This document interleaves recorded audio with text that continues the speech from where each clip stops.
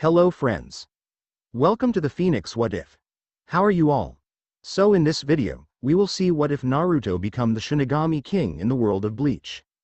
But before we start, if you want more amazing stuff like this, then be sure to subscribe to our channel and like this video. Also, if possible, share this video with your friends. Now without wasting any more time, let's begin the story. Zaraki Kenpachi, the strongest of the 13 court guard squads in Soul Society, looked around the dark realm he found himself in, and wondered if this was the place where he went to when one died. He had just defeated the last of Aizen's Espada with the help of the noble prick of a Shinigami captain Byakuya Kuchiki, but the damage done to Kenpachi was severe, and yet the man did not know the meaning of the words, "give up." After that, the 11th Division captain rose to fight once again, with his target being Aizen. However, when that happened, the prick had used his new form to destroy Kenpachi, and the two had died, with those close to him also dying while being sent here. Wherever here was anyway. Hey, is there anybody here in this shithole? If you're here and you're strong, then I want to fight, said Kenpachi, as he had not intention of being, and doing nothing while the rest of the universe did its own thing without him. Well, if this isn't a surprise, said a feminine voice behind the former captain of the 11th Division, and turned around to see her standing a few feet away. Kukaku Shiba. What the hell? What are you doing here, Kukaku? Said Kenpachi, as he wondered how the Shiba clan head was here, and not in Rukongai district. I was killed by Aizen's assassin squads, said Kukaku, as she told him what Aizen did, and how the man had sent assassin squads throughout the different districts, killing potentially strong people that could oppose him in the future. I can't believe I'm saying this, but I hope Aizen is barely alive, and gets the crap kicked out of him when he faces judgment, said Kenpachi, as he hated Aizen, and loved fighting while being alive. Now he couldn't do the latter because of death. You need not concern yourself with that now. Former members of the Gode 13, said a deep sinister voice with its spiritual pressure suffocating the two Shinigami. Who said that? Said Kukaku, as she drew her sword, and so did Kenpachi, but caused them to drop when the pressure increased and forced them both to their knees. I did, said the demonic and ghostly being hovering above them with a crown of bones on its head. Who the hell are you?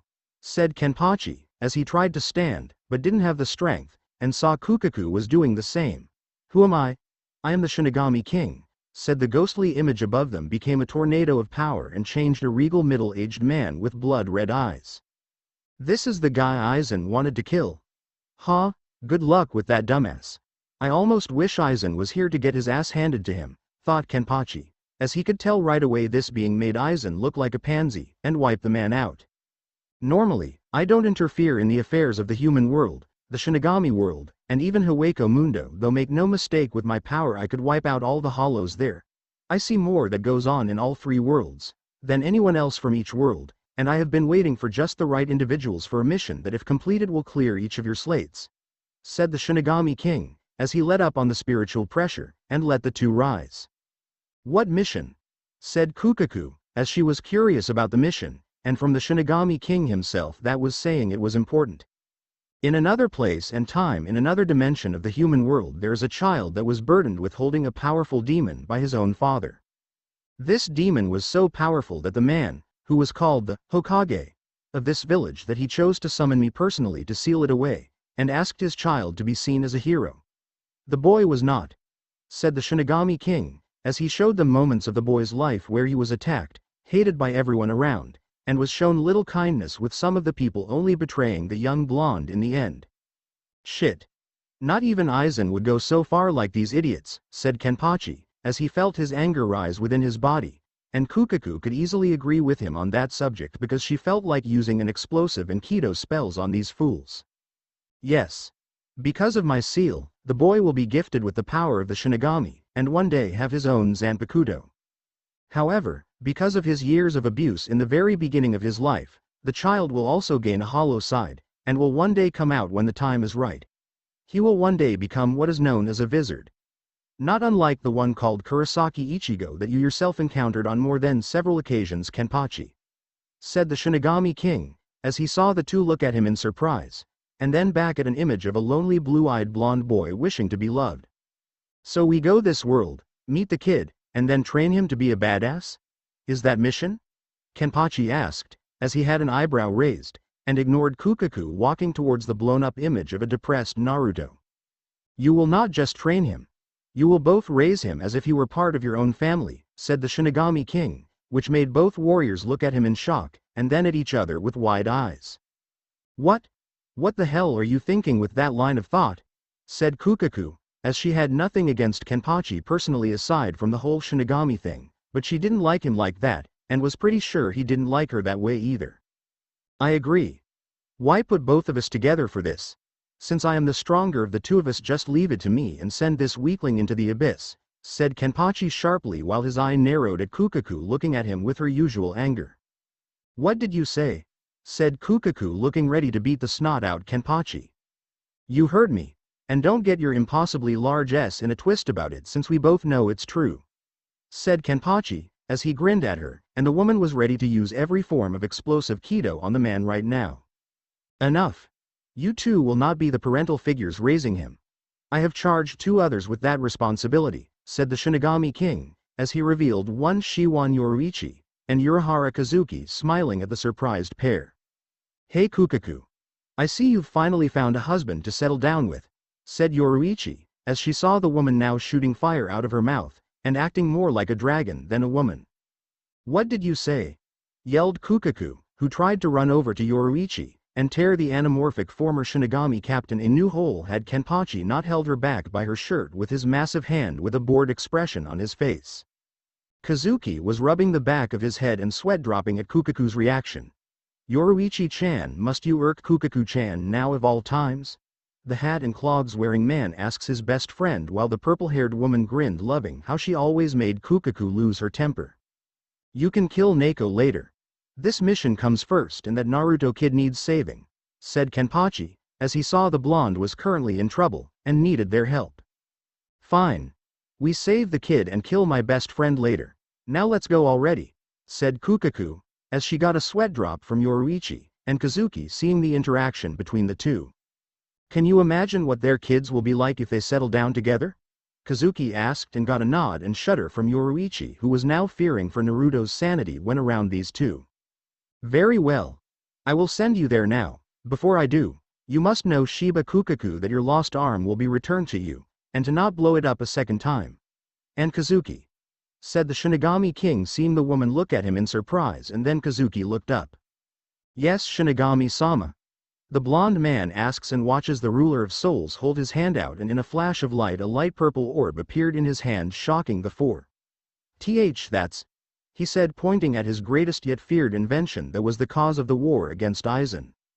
"Yes, Kazuki, this is the Hogyoku, your greatest yet dangerous achievement," the king stated.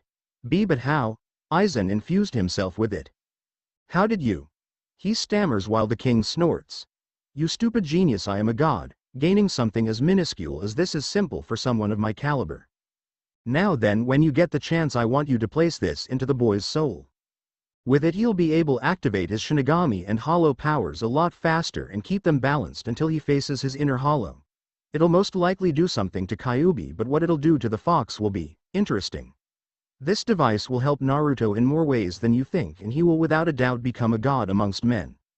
Do not mess this up, Kazuki Urahara," he said in a strict and serious tone, making the genius nod instantly as he took the orb and placed it in his pocket. "Now I wish you all luck in this mission. Farewell," he says, and in a flash of light they were gone. Konoha. Sometime later, Namikaze Uzumaki. Naruto was running. Not surprising given it was his birthday, and nights like this normally involved him running for his life from mobs of people wanting to hurt or kill him for something he had no idea about.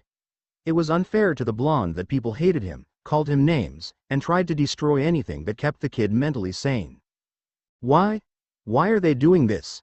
thought Naruto, as the mob got closer, and the injured boy was having a hard time dodging the various objects thrown at him from the closing mass of people wanting his head on a pike. "Get the demon!" yelled the leader of the mob, holding a katana he had acquired and was seeking to kill the blonde they thought was the Kyuubi reincarnated. "Why do they call me that? I'm not a demon, am I?" thought Naruto before a rock hit him in the back of the head and he fell to the ground, with the mob soon ready to pounce on their victim like a pack of rabid animals. "This is for the Yondaime," yelled the leader, as he was about to use the point of his sword to pierce the boy's unguarded defenseless back, but the blade was stopped by a large hand, shocking and infuriating the mob, wondering who would dare stop them from saving their home. Towering over them was a very tall and muscular man with a wild and aggressive appearance. He was wearing a black samurai shirt with matching hamakas, socks and sandals, and a sleeveless haori with the kanji 11 in it, which had a ragged look to it, and his hair was spiked up with small bells at its tips, and wears an eye patch that has a gold-like lining and had a chain as one of the straps. He has pronounced hairless eyebrow ridges and a huge scar running down the left side of his face. He was staring down at the bewildered and frightened mob members like they were bugs. Bugs that were going to be squashed. This is why I hate weaklings. They get together and pick on others who can't defend themselves, thinking they're strong enough to take on anyone. It pisses me off and makes me want to puke," said Kenpachi, who snaps the katana in half like it was a stick with his bare hand, drew his sword, and cracked his neck in each side, making the wielder back away in fear. That was when 3 others appeared. One was a tall, light-skinned man with messy, light blonde-colored, almost pale, hair and gray eyes that are usually shadowed by his hat. He wears traditional Japanese wooden sandals and a green and white bucket hat. He also wears dark green pants with matching dark green shirt and a dark grayish-green coat, having large white diamond patterns along its bottom half. In his hand was a katana with an oval-shaped crossguard and black hilt wrapping in a deep red sheath. The other was a dark-skinned woman with golden-colored eyes and long purple hair, which she keeps up in a ponytail. Her standard attire consists of a backless, black sleeveless undershirt, an orange overshirt with 2 white straps on each shoulder, a large beige sash around her waist, black stretch pants and long beige wrist warmers, secured by bands, and long beige leg warmers with brown light shoes. And the last one was a youthful-looking woman of average height with long messy black hair she wore bandages over. She wears a white skirt and provocative red robe exposing her bosom. She also had a katana strapped to her right arm. They were Kazuki Urahara, Yoruichi Shiwan, and Kukaku Shiba. Ganging up on a little kid H. "You bastards must be real proud of yourselves," Kukaku said in a sarcastic manner, causing the once scared mobsters to glare and scowl at her. "That thing isn't a child, it's a demon in human skin, and it must be destroyed now. Move or we'll make you," a member said, thinking that their numbers would give them a chance against these demon lovers. Boy, are they in for a surprise. Kenpachi scowled at their stupidity and grabbed the man by his head and lifting him up like he weighed nothing, and then crushes his head like it was nothing, leaving a bloody smear in his hand while the body fell to the ground. The mob was now scared and started to back away in fear as the man made his way towards them. "Now Kenpachi-san, there is no need to be too bloodthirsty and make a mess of things when—" Too late," said Kazuki, who was blocking the view with a fan he pulled out earlier and was ignored, while the man from Zaraki district was upon the screaming mob in an instant, slicing them to pieces with their blood spraying everywhere except on Naruto. "Are you going to tell me I should let them go, Kazuki? That, you saw what I did about the kid's abuse? The only way it will stop is if such people are dead and those that follow them see the boy's life is no longer theirs to destroy," said Kenpachi, as he saw Kukaku and Yoruichi look over Naruto with looks of horror on their faces. The boy was badly malnourished. You could make out his skeletal structure easily, he was so thin. They sensed the Kyuubi's demonic energy leaving the seal and healing the boy, but it was strained in doing its job, and could only do so much before it had little to no effect in saving Naruto from certain death. "This poor kid needs help," said Yoruichi, as she bent down and picked up the boy, and the now awakened child began to tremble and struggle in fear of being held, since it only meant to prevent him from escaping further pain. Please don't hurt me. All I wanted was some food. I didn't do anything wrong," the little blonde pleaded, not wanting to get hurt. "Easy, little one, we're not going to hurt you," said Kazuki, as he saw the blonde look at him with disbelief, and the former 12th Division captain got the distinct impression this wasn't the first time someone lied to the kid in this manner. "He's telling you the truth, Naru-chan. We came here to help you," said Yoruichi, as she tried to soothe the troubled blonde, and hoped he believed their intentions were true. Really?" said Naruto, as he looked at the two, and then the others in front of him. Big guy bathed in blood kind of scared him. "Yeah, really. However, since we're new to your village, can you help point us to the direction of the hospital so we can get you healed, and a nice bed to sleep in?" Kazuki asked, as he saw the boy shiver a little at the mention of the hospital, and it made the four around the boy silently seethe in anger at the child not finding sanctuary there where those injured get healed. I'm not welcome at hospitals, said Naruto, slightly scared to go there. Don't worry Naruto-kun, we'll make sure this time is different, said Yoruichi, as she held the child close to her body and letting him know she wasn't going to harm him. Naruto looked into her eyes and saw that they held no form of ill intent in them. He rests his head against her chest and points them in the general direction of where the hospital was. Let's take him to their hospital. If they give us any lip, we blow them all up and find someone who will heal the Gaki, said Kukaku, with the two former Shinigami heading to the hospital, as she saw Kenpachi grin at her, and felt heat rush through her face. I've never heard violence be expressed in such a manner before, said Kenpachi, as he grinned at the blush rushing through Kukaku's face, and it soon went from blush to being red in the face with anger. You baka, shut up and move. I'd expect Kazuki to try and get in my panties like he does Yoruichi, but don't get any ideas with me, and your version of sweet talking, said Kukaku, pointing her finger at his chest. His incredible and well-muscled chest that made the Shiba woman's beet red face. Sweet talk. Don't know the meaning of the words. If I wanted to screw you, I'd give it to ya hard and fast until you couldn't walk anymore in blissful satisfaction, said Kenpachi, as he saw Kukaku look at him with full face blush, and fish face mouth sputtering before she wisely decided to keep her tongue from helping her pronounce words since she didn't trust it right now. Or her actions. Konoha Hospital. Get that wretched thing out of here. Its kind is not welcomed in this hospital or the leaf, said the receptionist, as she glared daggers at the weak and barely conscious child before her, and almost wished to stab the blonde with the pen she had in her hand. By this point, Kukaku had little patience with anyone standing in the way of the kid's health, and decided to make her presence known. Grabbing the woman by the throat, the Shiba woman pulled the other close, and let the rage she felt at the abuse being done to the boy be known through the spiritual pressure coming off of her, making the female tremble in fear. Listen here, you whore. If this kid isn't helped by a respectful doctor right now, I'm going to blow up every single person in this place that's had a hand in Naruto's abuse, and then I'm going to blow this place up so everyone in this shithole of a village doesn't have any place to recover from their injuries. Got it, said Kukaku, as she saw the now frightened woman to shake like the proverbial leaf, and nod her head quickly before being shoved by the Shiba woman into her chair.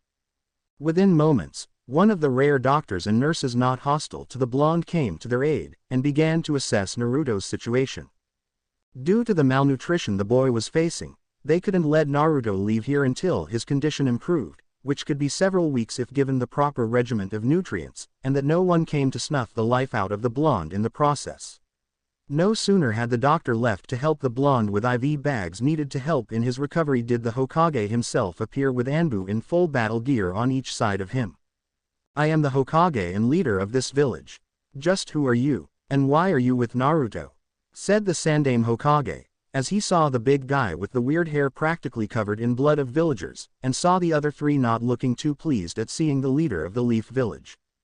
Us, you have this kid being beaten, practically starved almost to death, and you're asking about us. Kukaku yelled as she was really pissed off right now, and made the Anbu around the Hokage reach for their weapons.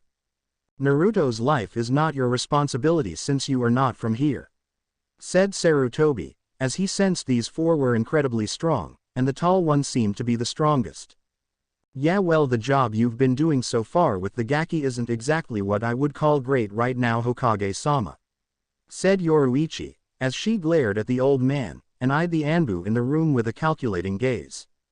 You must understand the village has suffered much with the loss of loved ones at this point of time on the anniversary of the Kyuubi's attack, and the boy, explained the Sandaime before an intense pressure that the man had never felt before flooded the room. Kazuki had to use a shield made of energy to cover Naruto from it since the boy's condition would only worsen under the other former captain's power. Kenpachi was towering over the old leader and his Anbu, who were now trembling and almost buckling from the pressure this man released. When they looked into his eye they each visualized their death by his blade. Suffered. Old man, your home is about to get wiped off the map in the next 2 seconds because of the crap this kid's been through, said Kenpachi, as he was reaching for his eye patch to remove it, and use his spiritual energy to wipe out this village in one shot. Unless you can provide us the means to help Naruto recover, and have a proper place to stay after he gets out of the hospital," said Kazuki, as he didn't want to do that to the Leaf unless it was absolutely a last resort, and from what he saw of Naruto's past the kid had made a few friends that didn't deserve a painful death. "I'll see what I can do. Until then, I'd like to leave my Anbu here to guard Naruto, and the four of you can come with me to discuss this further," said the Sandaime, as he saw the four narrow their eyes at him, and the old Kage felt himself sweating under their gaze. "Forget it, you old coot. I'm staying here with the kid because frankly I don't trust you or you so-called guards," said Kenpachi, as he sat down on a chair that was straining under his weight, and had his sword at the ready should someone try to come in that wasn't friendly. "I must insist you all come. My Anbu are more than capable of protecting the boy," said the Hokage, but the man's one-eyed gaze unnerved him, and wondered if this was Ibiki's distant relative. "Old man, I've done a lot of fighting, killing, and protecting in my day. I know when someone is going to protect and when someone is going to kill. Your boys here in sissy little masks aren't going to protect Naruto while we're gone. I'd bet my eye patch they'd kill the boy within 5 minutes of us leaving this hospital and claim it was some crazy bullshit to get out of being punished. Either you talk to these three in your office or we leave this poor excuse of a village with the boy and take him somewhere else, and if you think that these weaklings can stop you then you better get ready to have the morgue get ready to work overtime for the next few days," said Kenpachi, as he sensed bloodlust coming from these fools around the Hokage, and if the old man couldn't sense it then he wasn't fit to lead this place. "He's right. These guys are all out for blood and it's Naruto's blood they want," thought Kukaku, as she scowled at the masked group around the Hokage, and sensed they were all feeling frustrated at the lost chance to kill Naruto and she had a Kido spell ready to kill these fools if they tried anything.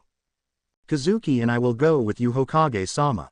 Kukaku and Kenpachi will stay here to watch over Naruto," said Yoruichi, as she knew that negotiations were not Kukaku's or Kenpachi's strong point.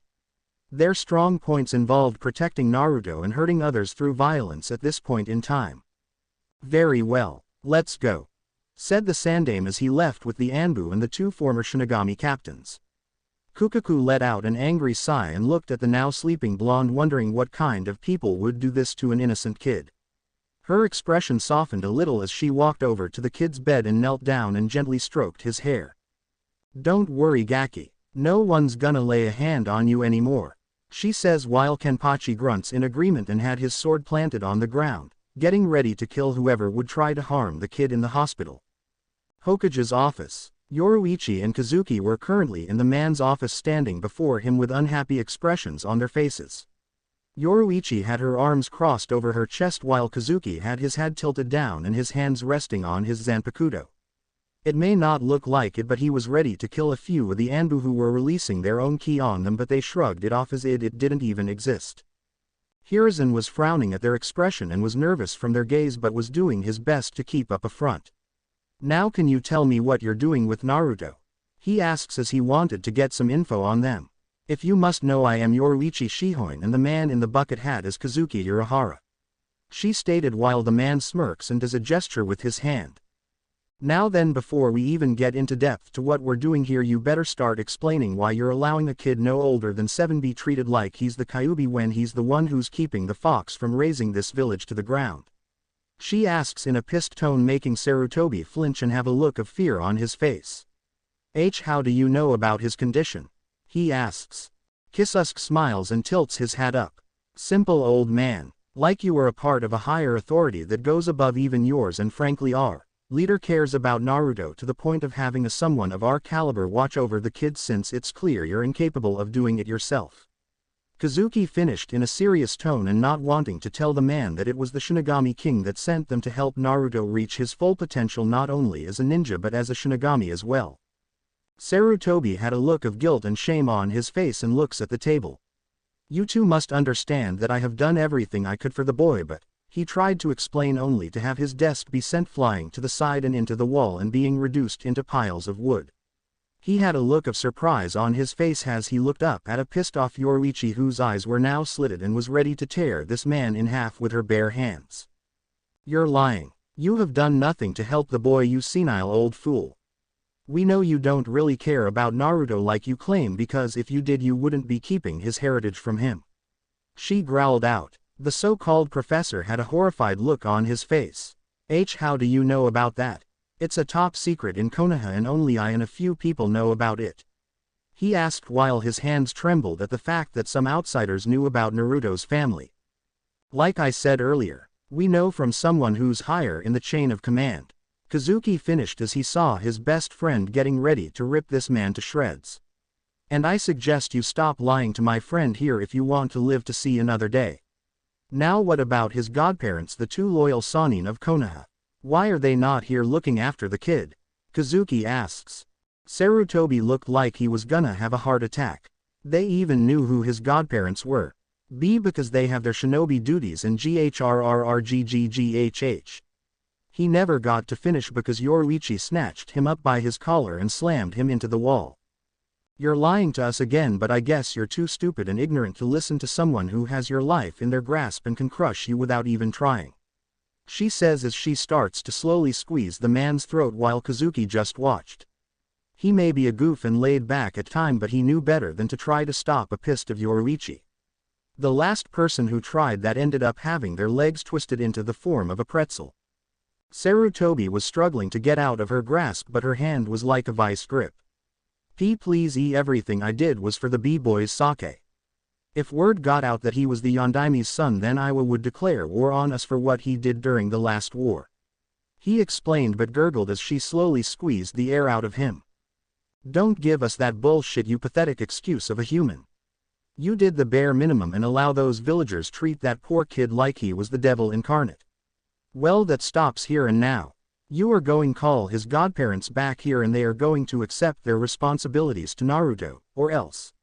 She says, and was very tempted to send this man on a one-way trip to the afterlife and be cast into the 9th level of hell by the Shinigami king. I can't. The boy's godfather is elusive due to maintaining his spy network for the village, and his godmother swore never to come back here due to the painful memories of losing loved ones from the last war. Even if I could tell them something, they will not act on it, and will not come back to Konoha, said the Sandaime, as he saw the former captain of the 2nd Division of the Gote 13's eyes glow and she let out a dangerous hiss. Well then, Hokage-sama, you're gonna send them a letter telling them that they need to return to Konoha ASAP and say that it's not optional. Did they know Naruto is still alive, or did you tell them that he died during the sealing along with his parents? She demanded, and the man was silent for a while until Yoruichi slammed him into the wall again, causing him to cry out in pain. I created a blood clone of the boy after Minato's sensei checked the seal and made it look like a dead body and told them he didn't survive. His godparents were Tsunade and Jiraiya. He answered. And what about that growth stunt seal, restriction seal and dead man switch that was put on the back of his vertebrae and around his heart? From what I was told, only the Yondaime and Jiraiya were the only seal masters in this village, and I know good and well that the boy's father wouldn't place those on his only son, so who placed them on the boy? She demanded. They were placed there by me. The council was demanding for the boy's death and make him into a weapon, and to satisfy them I place the seals on personally to ensure he stays loyal to the village. He explained. Anger and rage were flashing in Yoruichi's eyes, and white energy started to flare and cackle around her body like lightning. The entire office was trembling and slowly falling apart from the energy Yoruichi was releasing. The Anbu appeared and tried to stop her, only for her energy to strike them and send them crashing into the wall and knocked unconscious.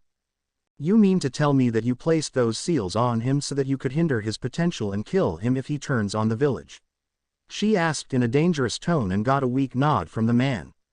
I'm going to kill you. She roared and reared her fist back at the frightened leader, who was trembling in fear and was about to splatter his brains all over the wall until she felt her wrist being gripped. She turned her head to see Kazuki was the one to stop her attack, had his hand around her wrist.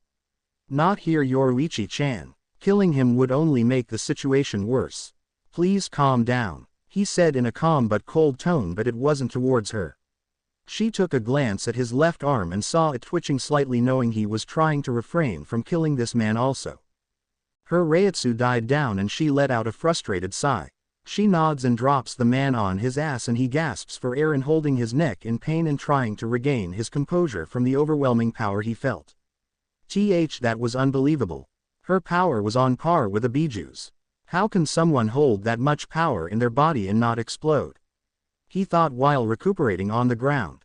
Kazuki leaned into Yoruichi's ear and starts to whisper. Yoruichi, I'm heading back to Naruto's room and preparing to place the Hogyoku in Naruto's body where the Shikifuin seal is. I don't know if it's at full power yet, but hopefully it can make Naruto's recovery go faster and he can be up by tomorrow. He says, getting a nod from her. Okay, but wait for me to be there to help you with the process.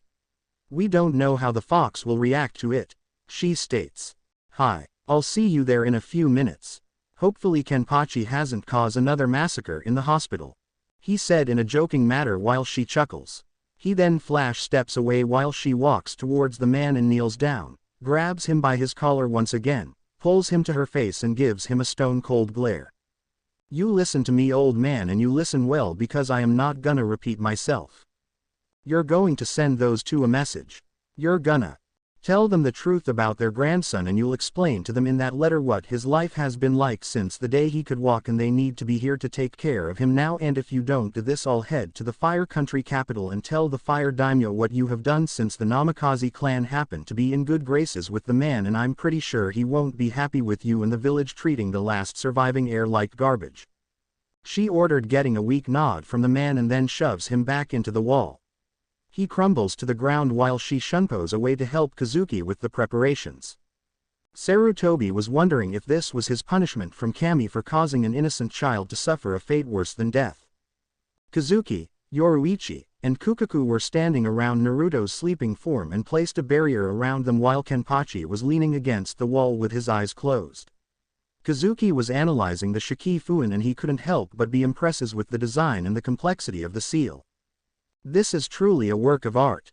I've never seen something so amazing. To think that a human is capable of creating something like this, he said with a grin on his face. I would have loved to meet the boy's father if he was still alive.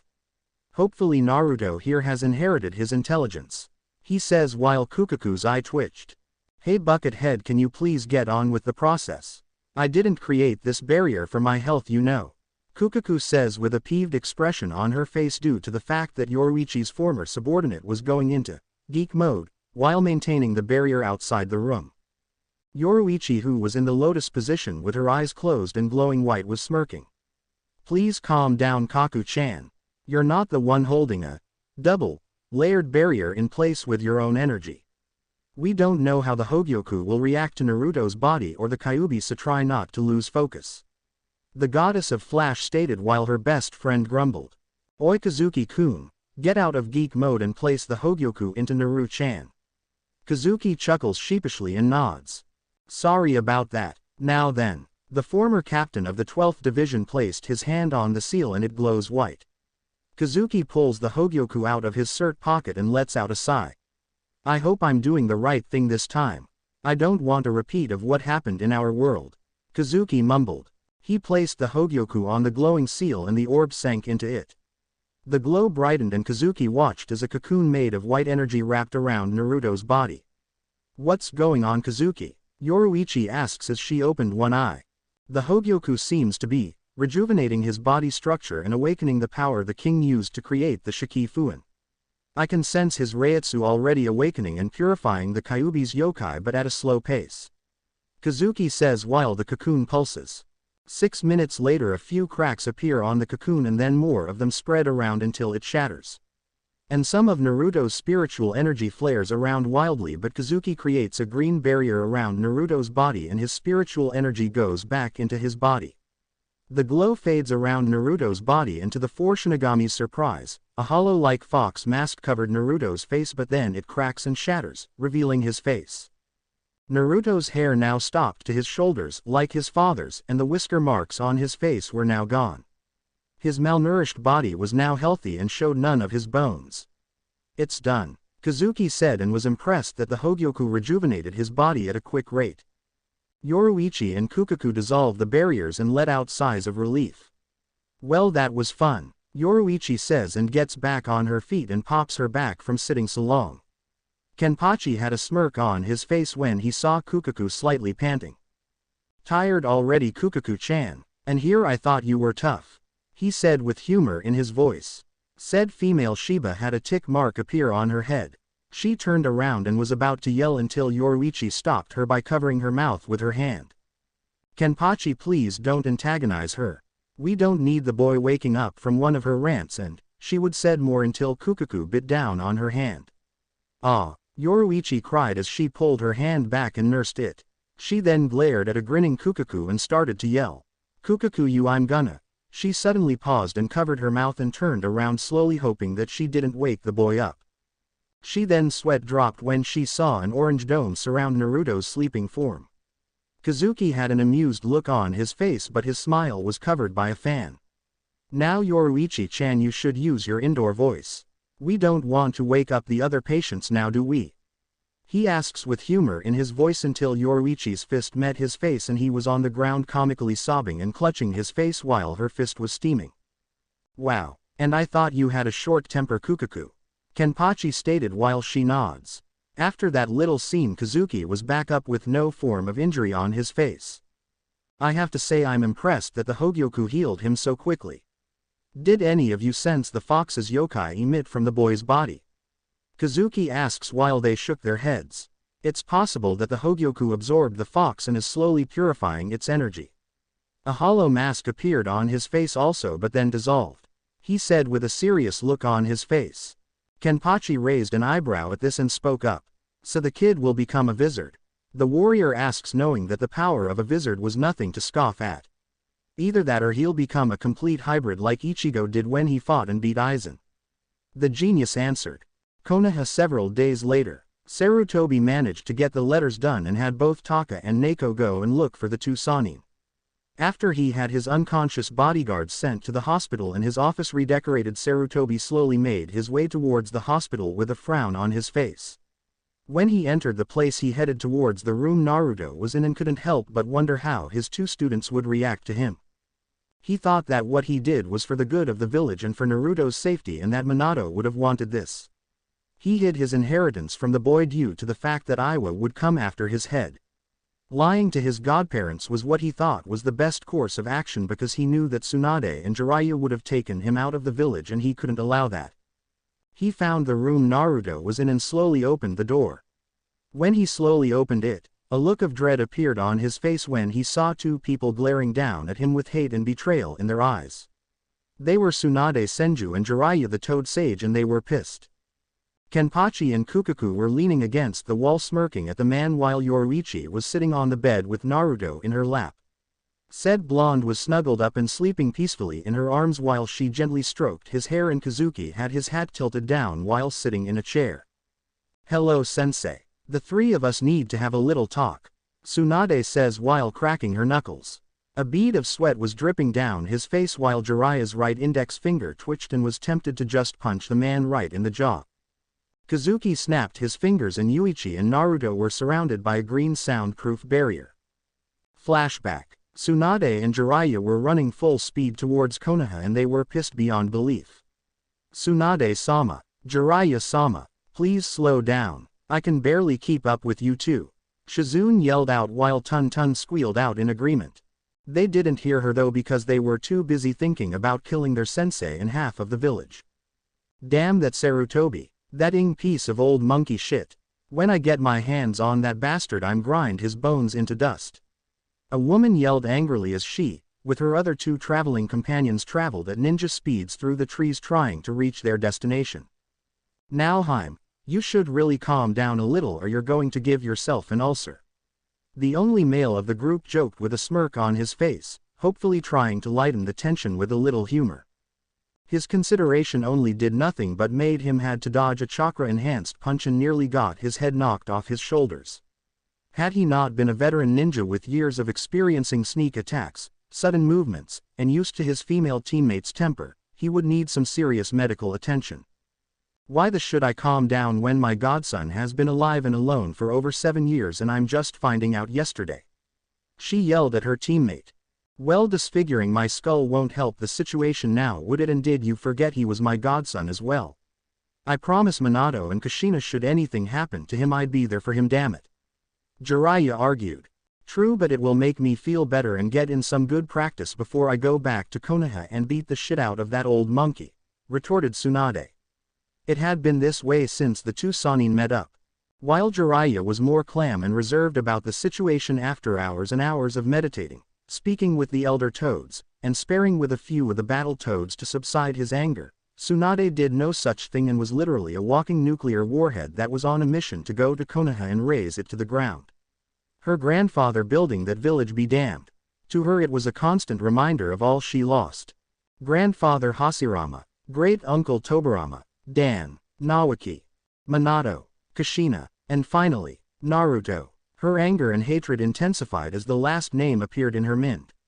The villagers, Council and Sarutobi will pay dearly for what they did to her, him, and most importantly to her family. As they made it to the main gates, Jiraiya and Shizune were out of breath while Tsunade was still hopping mad. "Tease Tsunade-sama, see, can we please catch our breath, we're very tired," Shizune stated while Jiraiya nodded in agreement. "Yaheim, let us rest for a few minutes, I'm not as young as I used to be," Jiraiya screams out as Tsunade grabs him by the back of his collar and hoists him over her shoulder. Shizune eeps when Tsunade wraps an arm around her waist and carries her under her arm and takes off like a rocket into the main gate, making Guy's speed look like a joke. A blonde blur was seen running through the village and the villagers had very little time to get out of the way as the angry Senju plowed her way through the village like a bulldozer. "Kya, Tsunade-sama, please slow down," Shizune screamed as she held on to a squealing Tun-Tun for dear life while Jiraiya was flailing his arms and legs around crying for his mommy and Tun-Tun was squealing like crazy. Shizune saw a large cart filled with fruit in Tsunade's path and she screamed. "Tsunade-sama, the cart," the brunette screamed as she saw her mentor about to hit it. Jiraiya looked over his shoulder and his eyes bugged out. "MOOOOMMMYYYY." Jiraiya screamed out but Tsunade leaps over it but jumped high in the air. She then lands on her feet hard, causing a small earthquake, and runs towards the hospital. Shizune was on her knees bawling her eyes out and clutching onto a purple-colored Tun-Tun while Jiraiya had swirls in his eyes. When she approached the hospital she drops a quivering and babbling Shizune and Tun-Tun and Jiraiya, who fell flat on his face groaning while she kicks the doors open, knocking them off their hinges, which caused the doctors and patients in the hospital to freak out and tremble when they saw the dark and angered form of a woman who could reduce a building to rubble with a flick of her wrist. That woman was Tsunade Senju. She slowly made her way to the receptionist's counter and every step she took left imprints of her heels on the cracked floor, and the female receptionist was whimpering in fear. As Tsunade approached the desk, slammed her hands on the table, making the woman eek as the female Senju leaned close to the receptionist's face and the murderous look on her face showed that she wasn't in the mood for any bullshit. "Which room is Naruto Uzumaki in?" she asked in a low yet dangerous tone while the receptionist held a shaking finger up and pointed it at the left. "Go down the hallway, up the second floor, and it's the third door to your right," she stammered out. Tsunade removed her hands from the desk and made her way up the stairs, causing tremors with her feet. Jiraiya staggered to the desk, gasping and panting before the receptionist and holding a finger up, looking like he wanted to ask a question, but she just pointed to the stairs. Tsunade went up and the man nods and makes his way up the stairs as well. Tsunade had just found the second door and made her way towards it.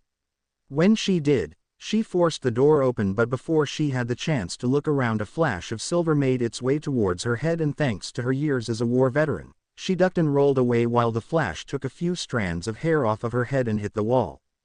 She saw a blade was embedded to the side of the wall and looked up to see a giant of a man who was wearing an eye patch on his right eye and wore an outfit that looked similar to a samurai's, looked down at her with a scowl on his face. "Hey, what the hell's the matter with you? You almost took my head off," she cried while getting back up, but then she felt the sharp end of a blade pressed against her throat, courtesy to Kukaku. "Don't move or I'll finish you off myself," she said in a dangerous tone, which made Tsunade freeze instantly when her Zanpakuto pressed even closer to her throat. The Sannin then saw two other individuals in the room. One was blonde and wore a green and white striped bucket hat on his head, and the other was female with a dark skin complexion, bright yellow-colored eyes, and long silky purple hair that was tied into a ponytail, and she apparently holding the sleeping form of Naruto, her godson, in her arms. "Who are you and why did you just barge in here? If you lie to us then consider yourself worm food," the Shiba heiress said dangerously. Wait, I didn't come here to harm the boy," she reasoned while they eyed her carefully. "And why should we believe you?" Kukaku asks the busty blonde. "Because I'm his godmother," Tsunade Senju. She answered. Kazuki tilted his hat up and saw a white-haired man stagger in the room panting, and before he could say anything a large hand wrapped around his face and lifted him up slowly. And who is this guy?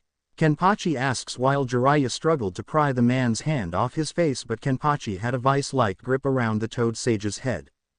That's my teammate Jiraiya, he's the boy's godfather, she answered while Kazuki shifted his gaze on the two and saw no form of deception in their eyes. He pulled out a fan and started to wave it across his face.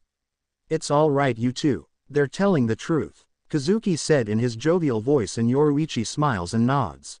The crazy duo were skeptic for a while but then released them. Tsunade gently rubbed her neck while Jiraiya rubbed his face.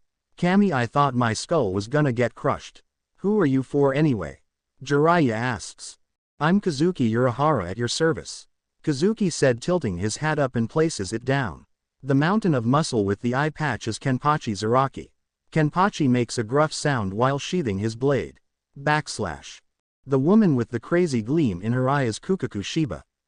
Kukaku grins with both of her hands on her hips. And last but not least, my best friend and fastest woman to ever walk the earth, Yoruichi Shihoin, he said while said flash goddess waved at them. You two must be the Sandame's former students and two of the Densetsu no Sannin, Jiraiya the Toad Sage and Tsunade Senju the Slug Princess, who is also the granddaughter and granduncle of the Shadaime and Nadaime Hokage, correct? Yoruichi asks, which made their eyes widen. And how do you know this? Tsunade asks, since neither she nor Jiraiya haven't seen them before. The four look at each other and nod. I guess it wouldn't hurt to tell them what we really are, Kukaku states, which confuses the two war veterans. So for the next few hours Kazuki explained to Naruto's godparents how the four of them used to live in a dimension where Shinigami kept the balance of the spirit and mortal realm intact, and how a rogue Shinigami named Aizen betrayed them and used an item Kazuki created called the Hogyoku in order to kill the Shinigami king. They also explained how they participated in a war with the other Shinigami against Aizen and how they each lost their life defeating the madman. That was when the Shinigami king approached them and gave them a chance to redeem themselves by having them act as Naruto's guardians, and trained him in the Shinigami powers he gained from the seal that was endowed with the King of Souls powers, due to the fact that Minato summoned said god of death in order to seal Kyuubi away into his son. To say that Tsunade and Jiraiya were shocked and stumped was an understatement. So you four are Shinigami who were sent here by the Shinigami king to raise and train Naruto in using the powers he gained from the Shikifuin, right? Jiraiya asks, and they each nod. Not only that, but Naruto is now in a sense part Shinigami, and his powers and abilities are also a bloodline that'll be passed down to any kids he may have in the future. Again they nod. Jiraiya scratches his head for a few seconds and shrugs. I believe ya, he said nonchalantly while Tsunade gave him a look that said, are you crazy? Don't give me that look, Haim. Even though these guys aren't shinobi, they are strong. Scratch that, they make the Biju look like cute animals, he states. Plus you got to remember, Haim, that your grandfather was capable of creating an entire forest with just his chakra alone, and your granduncle could pull water out of thin air. And let's not forget about you and your titan-like strength and Minato's ability to wipe out an entire army in the blink of an eye, and also took on the most powerful of the Biju, he said while the last Senju pondered at this and couldn't help but admit that Jiraiya was right. I guess you're right, for once, she replied, and the super pervert's shoulders slumped and mumbled something about how cruel she was to him, but regained his posture. I said in my letter that the Gaki had a growth stunt seal, restriction seal, and a dead man's switch placed on his body, right? Jiraiya asked, and his answer was Kazuki frowning and nodding. Do you mind if I take a look at them? I'm the only shinobi in the village that has a vast amount of knowledge in Fuinjutsu aside from my late student, and more than likely the only one who can correctly remove them. Jiraiya quoted, since Fuinjutsu was a very complex and dangerous art, and one wrong assimilation for any seal can meet with tragic consequences. Very well. Yoruichi, place Naruto down on the bed please, Kazuki asks. Yoruichi looks at Jiraiya for a few minutes but sighs and sets him down.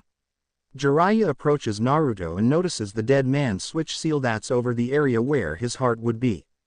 He then carefully turns Naruto's head around and finds a growth-stunting seal placed near his vertebrae and restriction seal placed around the area where his chakra coils grew and expanded. Jiraiya couldn't believe that his sensei would go so far as to do this to Minato's kid. Lying to him and Tsunade was one thing, but to destroy his chances of becoming a powerful shinobi like his parents was beyond disgusting. Right now he was tempted to go over to the tower and shove a Rasengan down his sensei's throat, but decided to save that for later. Now to get rid of these, he said, and pulls out an ink brush and ink bottle and starts to put removal seals around the growth stunt seal, restriction seal, and dead man's seal. He waits for the ink to dry and places his hand in a ram seal. Kai, he says, and the removal seals glow while the others hiss and start to sizzle away until they were no more. Good, they're gone. Now all I have to do is check and make sure there are no other seals on the kid's body. He said, and did an inspect in Naruto's body to make sure he didn't have any hidden or extra seals on his being. After searching his body for about 10 minutes he stops and smirks. No more seals. The Gaki's clean, he assured them, and then gives the boy back to Yoruichi, and Kazuki speaks up. So that you all know, the kid's life in this village was, how do you say, hell on earth, and the old man is the reason for it, and telling by the pissed off expressions on your faces and the letters he sent you two, you already know. He stated, while the two, especially Tsunade. So you two hold no resentment for Naruto holding the Kyuubi in his very being? Yoruichi asked. Hell no. Unlike these bakas, I know the difference between the prisoner and the jailer and would have cared for him like a mother does her child. Had I known that my bastard of sensei lied to me and found out that he was alive, I would taken him outside of this hellhole and trained him until he was fully grown and able to take on an army of cages, villages once be damned. She said in a tone that meant she was serious. Kazuki then turned his attention towards Jiraiya. And you, Jiraiya-san? He asks the Gamma Sennin.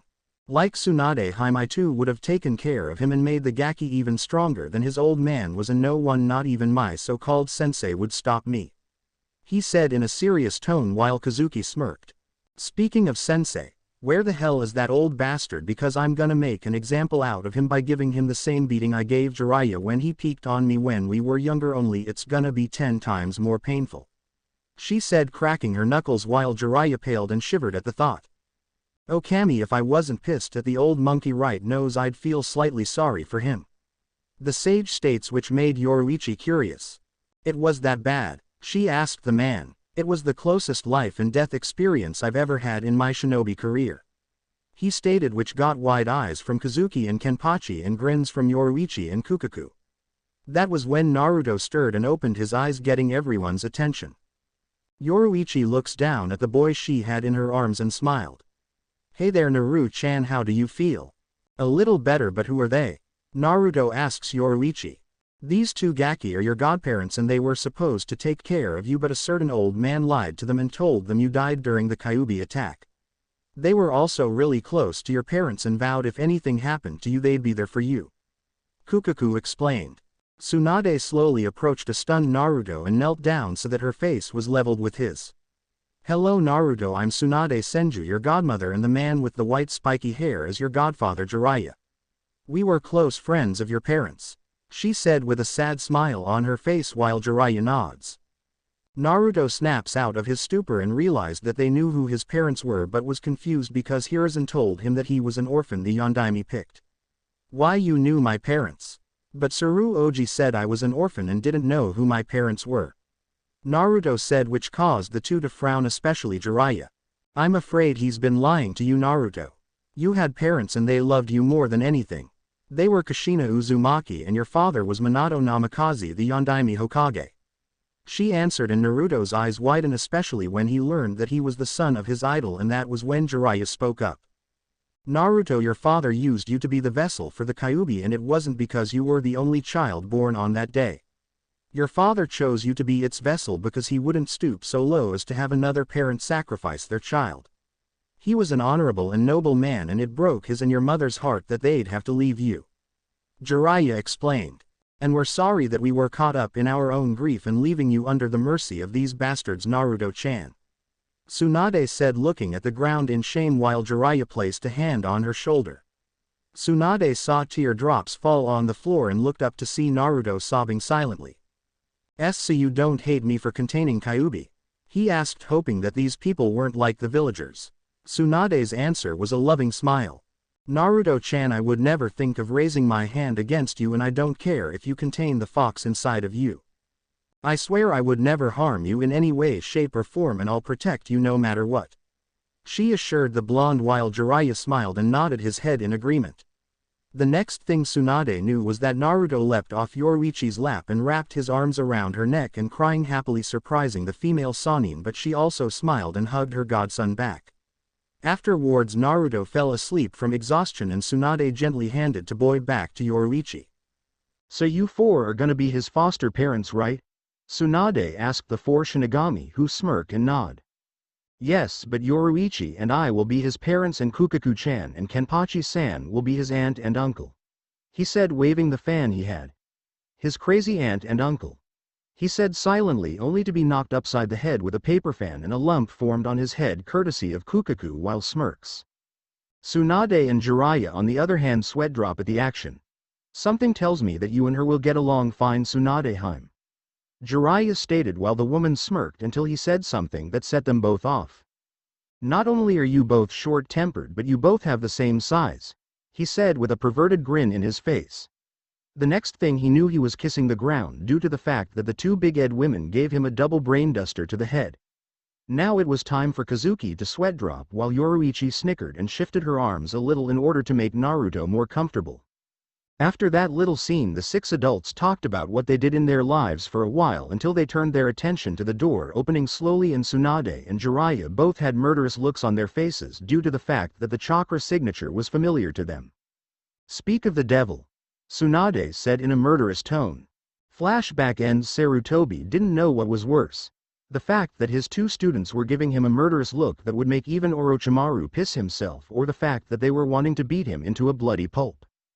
"Tease Tsunade. Jiraiya, I didn't expect to see you two here so soon," he stammered, and their glares increased to the point where if looks could kill then he'd be dead right now. "Cut the bullshit, you traitorous dog," Tsunade growled out and slowly cracked her knuckles. "You'd better give us a good reason why we shouldn't kill you where you stand and afterwards level the village to the ground with our summons, because right now I'm tempted to finish what Kyuubi started, sensei," Jiraiya said while his hair sharpened to the point to where they looked like needles. Sarutobi in the other hand paled at the thought. "Please, you two must understand. I did what I had to in order to appease the masses." Hiruzen tried to explain only to find himself being slammed into the wall hard by a pissed off Tsunade who had her hand wrapped around his throat and was ready to snap it in two. "Appease the masses? What you did is condemn an innocent child to a life of hell," she yelled in his face. "And not just any ordinary child but Minato's and Kushina's son and my godson, you son of a—" "I had no choice, Tsunade. I had to choose between Naruto and the safety of the village, and I chose the village over Naruto's well-being. We were weakened and any of the other villages would have taken the opportunity to wipe us out. Since Naruto was the vessel for the most powerful Biju in the world, I couldn't allow you or Jiraiya to take him out of the village. Your grandfather and uncle would have done the same thing if they were in my PLA Gua." Hiruzen suddenly found himself vomiting up blood and collapsing on the floor. He turned over to get up but found Tsunade slamming her foot in his chest and slowly crushing it. "Don't you ever say that my grandfather and uncle would do the same thing, or I'll crush you like the bug you are," she snarled out, making the man struggle for air. "You are nothing but trash, Hiruzen Sarutobi, and a disgrace to your clan and unfit to lead this village any longer," she said, and she and Jiraiya saw the man shrivel up and were disgusted at how weak and frail he looked now.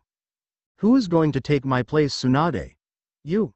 As I recall, this place brings back bad memories, and believed that the whole idea of being Hokage was a foolish ambition," said the Sandaime, as he knew how Tsunade lost her loved ones to the title when they desired to have it, and even now saw pain in the eyes of his former student.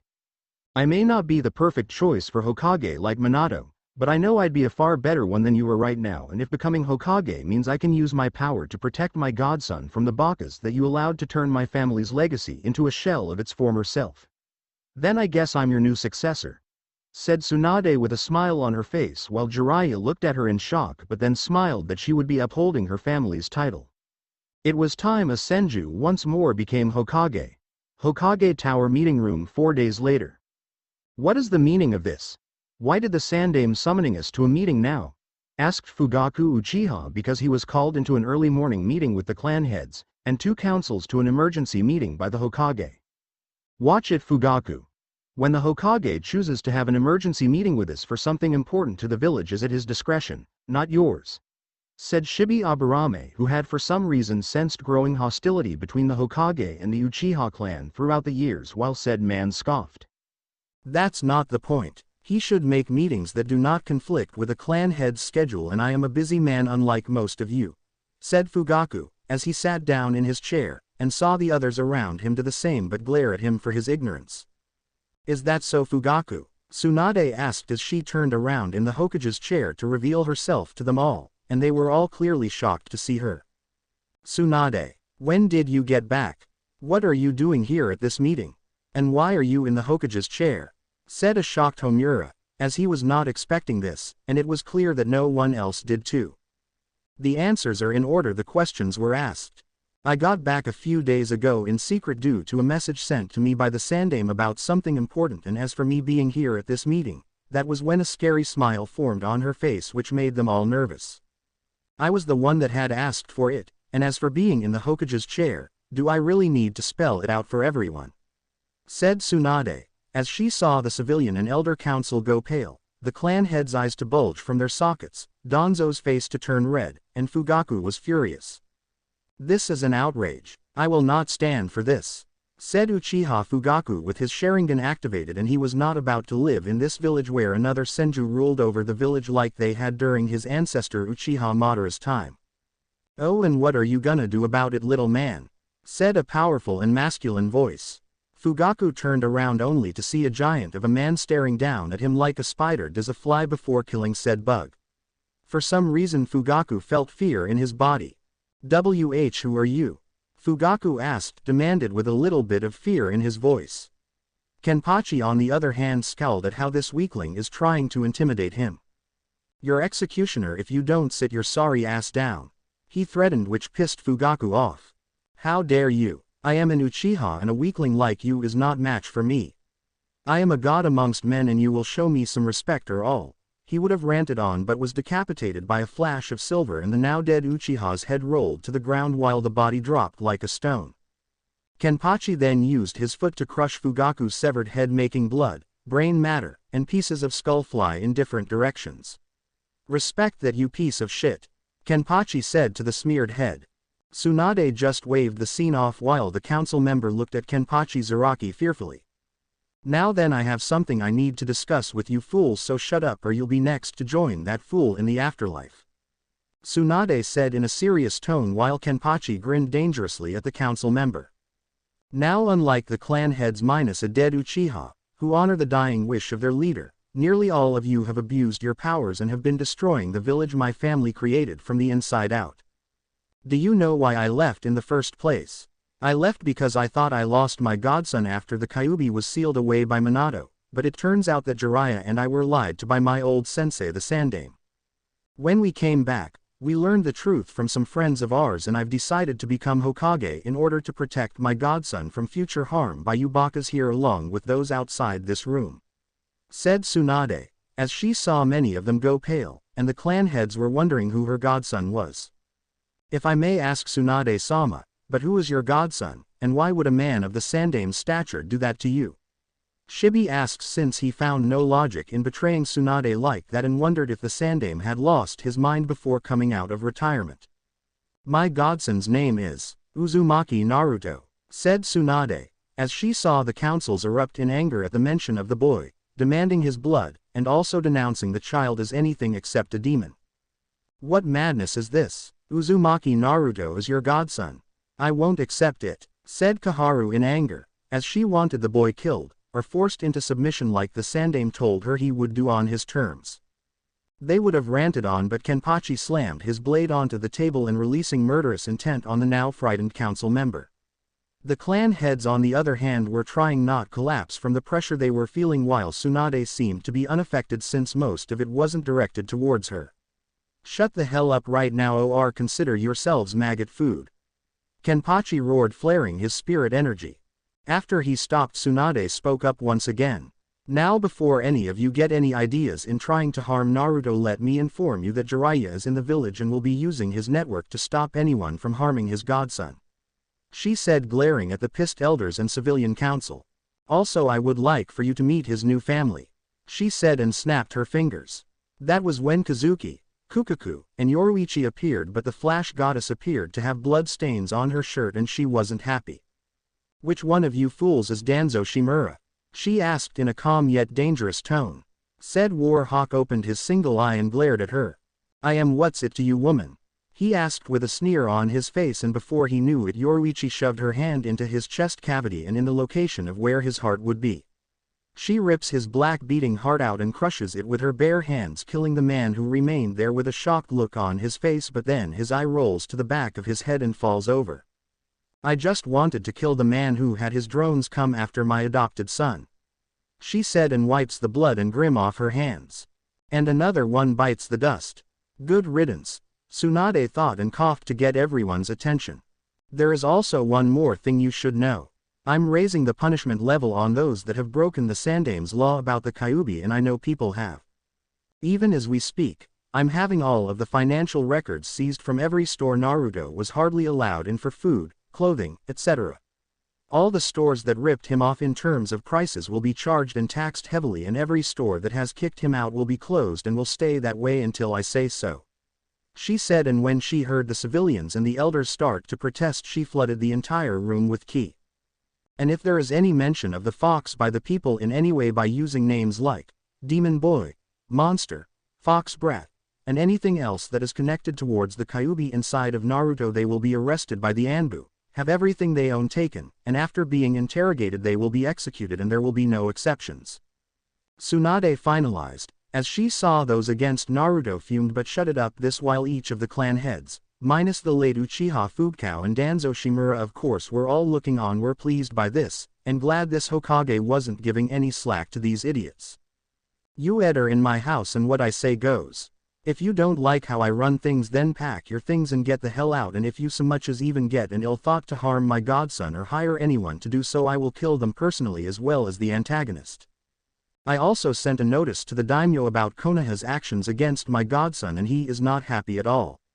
He gave me permission to remove anyone off this council, so please try something so that I can take away all that you and your family have gained." She finished making the council members that were against Naruto pale, and now that 2 of their aides were dead they could do nothing or else they'd face absolute destruction. A 9-year-old Naruto was currently in the backyard of his biological father's estates practicing his word katas with a Bakken. After the meeting a year ago, Jiraiya escorted the 4 Shinigami and Naruto to Minato's clan compound, which was located around a dense and beautiful forest near the Hokage Mountains, since he was the only one who could deactivate the security seals and barrier around the compound. After unlocking it, they settled in and decided to start training Naruto in the Shinigami arts once he was fully rested. Kazuki started to help Naruto with his academics by teaching him math, science, history, and geography, and how to conjure up plans and analyze his opponent's moves. Yoruichi started off by teaching him how to control his Reiatsu, spirit energy, properly, as well as Hakudo and Hoho, and also taught him how to use stealth, his senses, and throwing weapons, and how to use the environment to his advantage. Kukaku started to teach Naruto the basics of Kido and how to use them correctly so that he didn't end up wasting energy or blowing himself up. Kenpachi had Naruto do body conditioning exercises such as push-ups, sit-up, running, and other exercises, and started to tech him Zanjutsu, having him start off with learning Kendo. During his training, Tsunade found out that most of the teachers in the academy have been stunting his growth by kicking him out of classes, as well as had him answering questions no other student could answer, and she had them fired, stripped of their rank, and sent to Ibiki, and also had the Anbu that were supposed to be guarding him sent to the chopping block and their names tarnished. Jiraiya had to analyze his chakra levels and was shocked that he already had chakra levels that were high chunin to low junin level, and all he was lacking was how to control it right, so he helped his grandson out by teaching him chakra control exercises like tree walking and water walking. He also taught Naruto the Kage Bunshin Jutsu, shadow clones, since he couldn't do low-level jutsu even if his control improved, and Naruto's chakra level and control improved by teaching him a few C and B class jutsu he knew. He also had Naruto sign the Toad contract, but had him wait until his chakra control improved before he tried to summon a toad. So from that day on, Naruto has been working to improve his skills. After practicing for a few minutes, he stops and wipes the bead of sweat off his head. "So how was that, Uncle Kenpachi?" Naruto asked the man who was watching from under a tree. Not bad, Gaki. If you keep practicing the kendo katas like you're doing now, you'll more than likely master it in a few years. He said with a smirk on his face. While he didn't use kendo a lot due to the fact that it kept both his hands bound, he had to admit that it was a powerful style to learn, and if mastered to a certain point, said person can become deadly in using it. One example was when he used it against the 5th Espada Neutra Gilga when he was in his released state. One swing and the high-level hollow was down for the count. Naruto rubbed the back of his head and smiled. Thanks, though it'll be a while before I'm as good as you, he stated while the man scoffed. Kid, I don't want you to become as good as me, I want you to surpass me, he stated. Now head inside and get yourself cleaned up, your Ka-san wants to take you to the park, he stated while the boy nods and shun pose into the complex. After doing that, Naruto left out of his room wearing a white short-sleeve t-shirt with blue flames licking the edges of his shirt and sleeves, and had a leaf symbol on the front and the kanji fire on the back. He also wore blue cargo shorts that stopped below his knees and wore black ninja sandals. He saw his two-san Kazuki reading a book on advanced fuinjutsu. Said man picked the hobby of learning the art since it was very interesting due to the fact the possibilities in knowing the art was endless, and was planning on teaching Naruto the basics of it later on. Hey two-san. Naruto called out, getting the man's attention. Hey Naruto-chan, is there something you need? He asked. Yeah, where is Ka-san? We were supposed to go to the park for a while, he asked until he felt something brush against his leg. He looked down only to see a black cat purr and rub against his leg. Naruto blinked, kneeled down and rubbed the cat behind the ear, making her purr louder. So how long do you plan on staying in that form, Ka-san? Naruto asked his adopted mother and stopped rubbing her behind the ear. I was enjoying that, darn it, she mumbled, and then her cat form glowed and became more human-like until it died down and Yoruichi's original form appeared. She's wearing her clothes in this FIC, people. You just love using my weakness against me, don't you, Sochi? She asked with a playful glare on her face while Naruto grinned. Well, considering the fact that you always stay in that form and act cat-like, I can't help but do that, he stated. So are we gonna go to the park? Sure, let's go, she said, and Naruto was about to head out with her but then stopped. Hold on, Ka-san, I want to ask Two-san something, he replied while she blinked in confusion and watched Naruto approach the genius. Hey Two-san. Kazuki looked up at his book once again. Yes, he asked.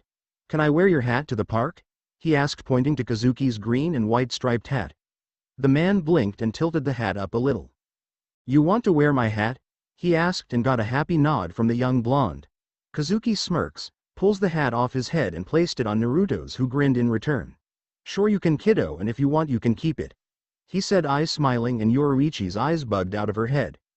Really? I can have it? Naruto asked excitedly, and Kazuki nods and pulls out another hat that looked similar to his old one and placed it on his head. Yep, just be sure to take care it, all right? He asked the young blonde, who nods his head excitedly while Yoruichi groans. Oh great, now we've got a miniature Kazuki in the house. Kami, help us, she said, making the inventor chuckle. Oh come on now Yoruichi-chan, the hat looks great on, even though it's a little big, he'll grow into it. Plus the hat would be better than having him wear Kenpachi's hairstyle, he stated while Yoruichi shuddered at the thought. You're right, the hat's a lot better. So Naru-chan, you want to race to the park via Shunpo? She asked with a wide grin on her face. During Naruto's training, she started to teach him a game she used to play with Byakuya and Soifun called Flash Tag, and the point to the game was to tag her. Yeah, let's race there. I want to show you how good I've gotten in using Shunpo, he said enthusiastically, and without warning the two vanished while Kazuki shook his head with a smile on his face. Well then, I guess I should get started in making the training room for Naruto once he gains his Zanpakuto from his Shinigami powers. Now where did I put those schematics? He asked himself and started to look around for them. Park. Yoruichi and Naruto appeared in the park and said Namikaze was panting slightly. Yoruichi saw this and chuckles.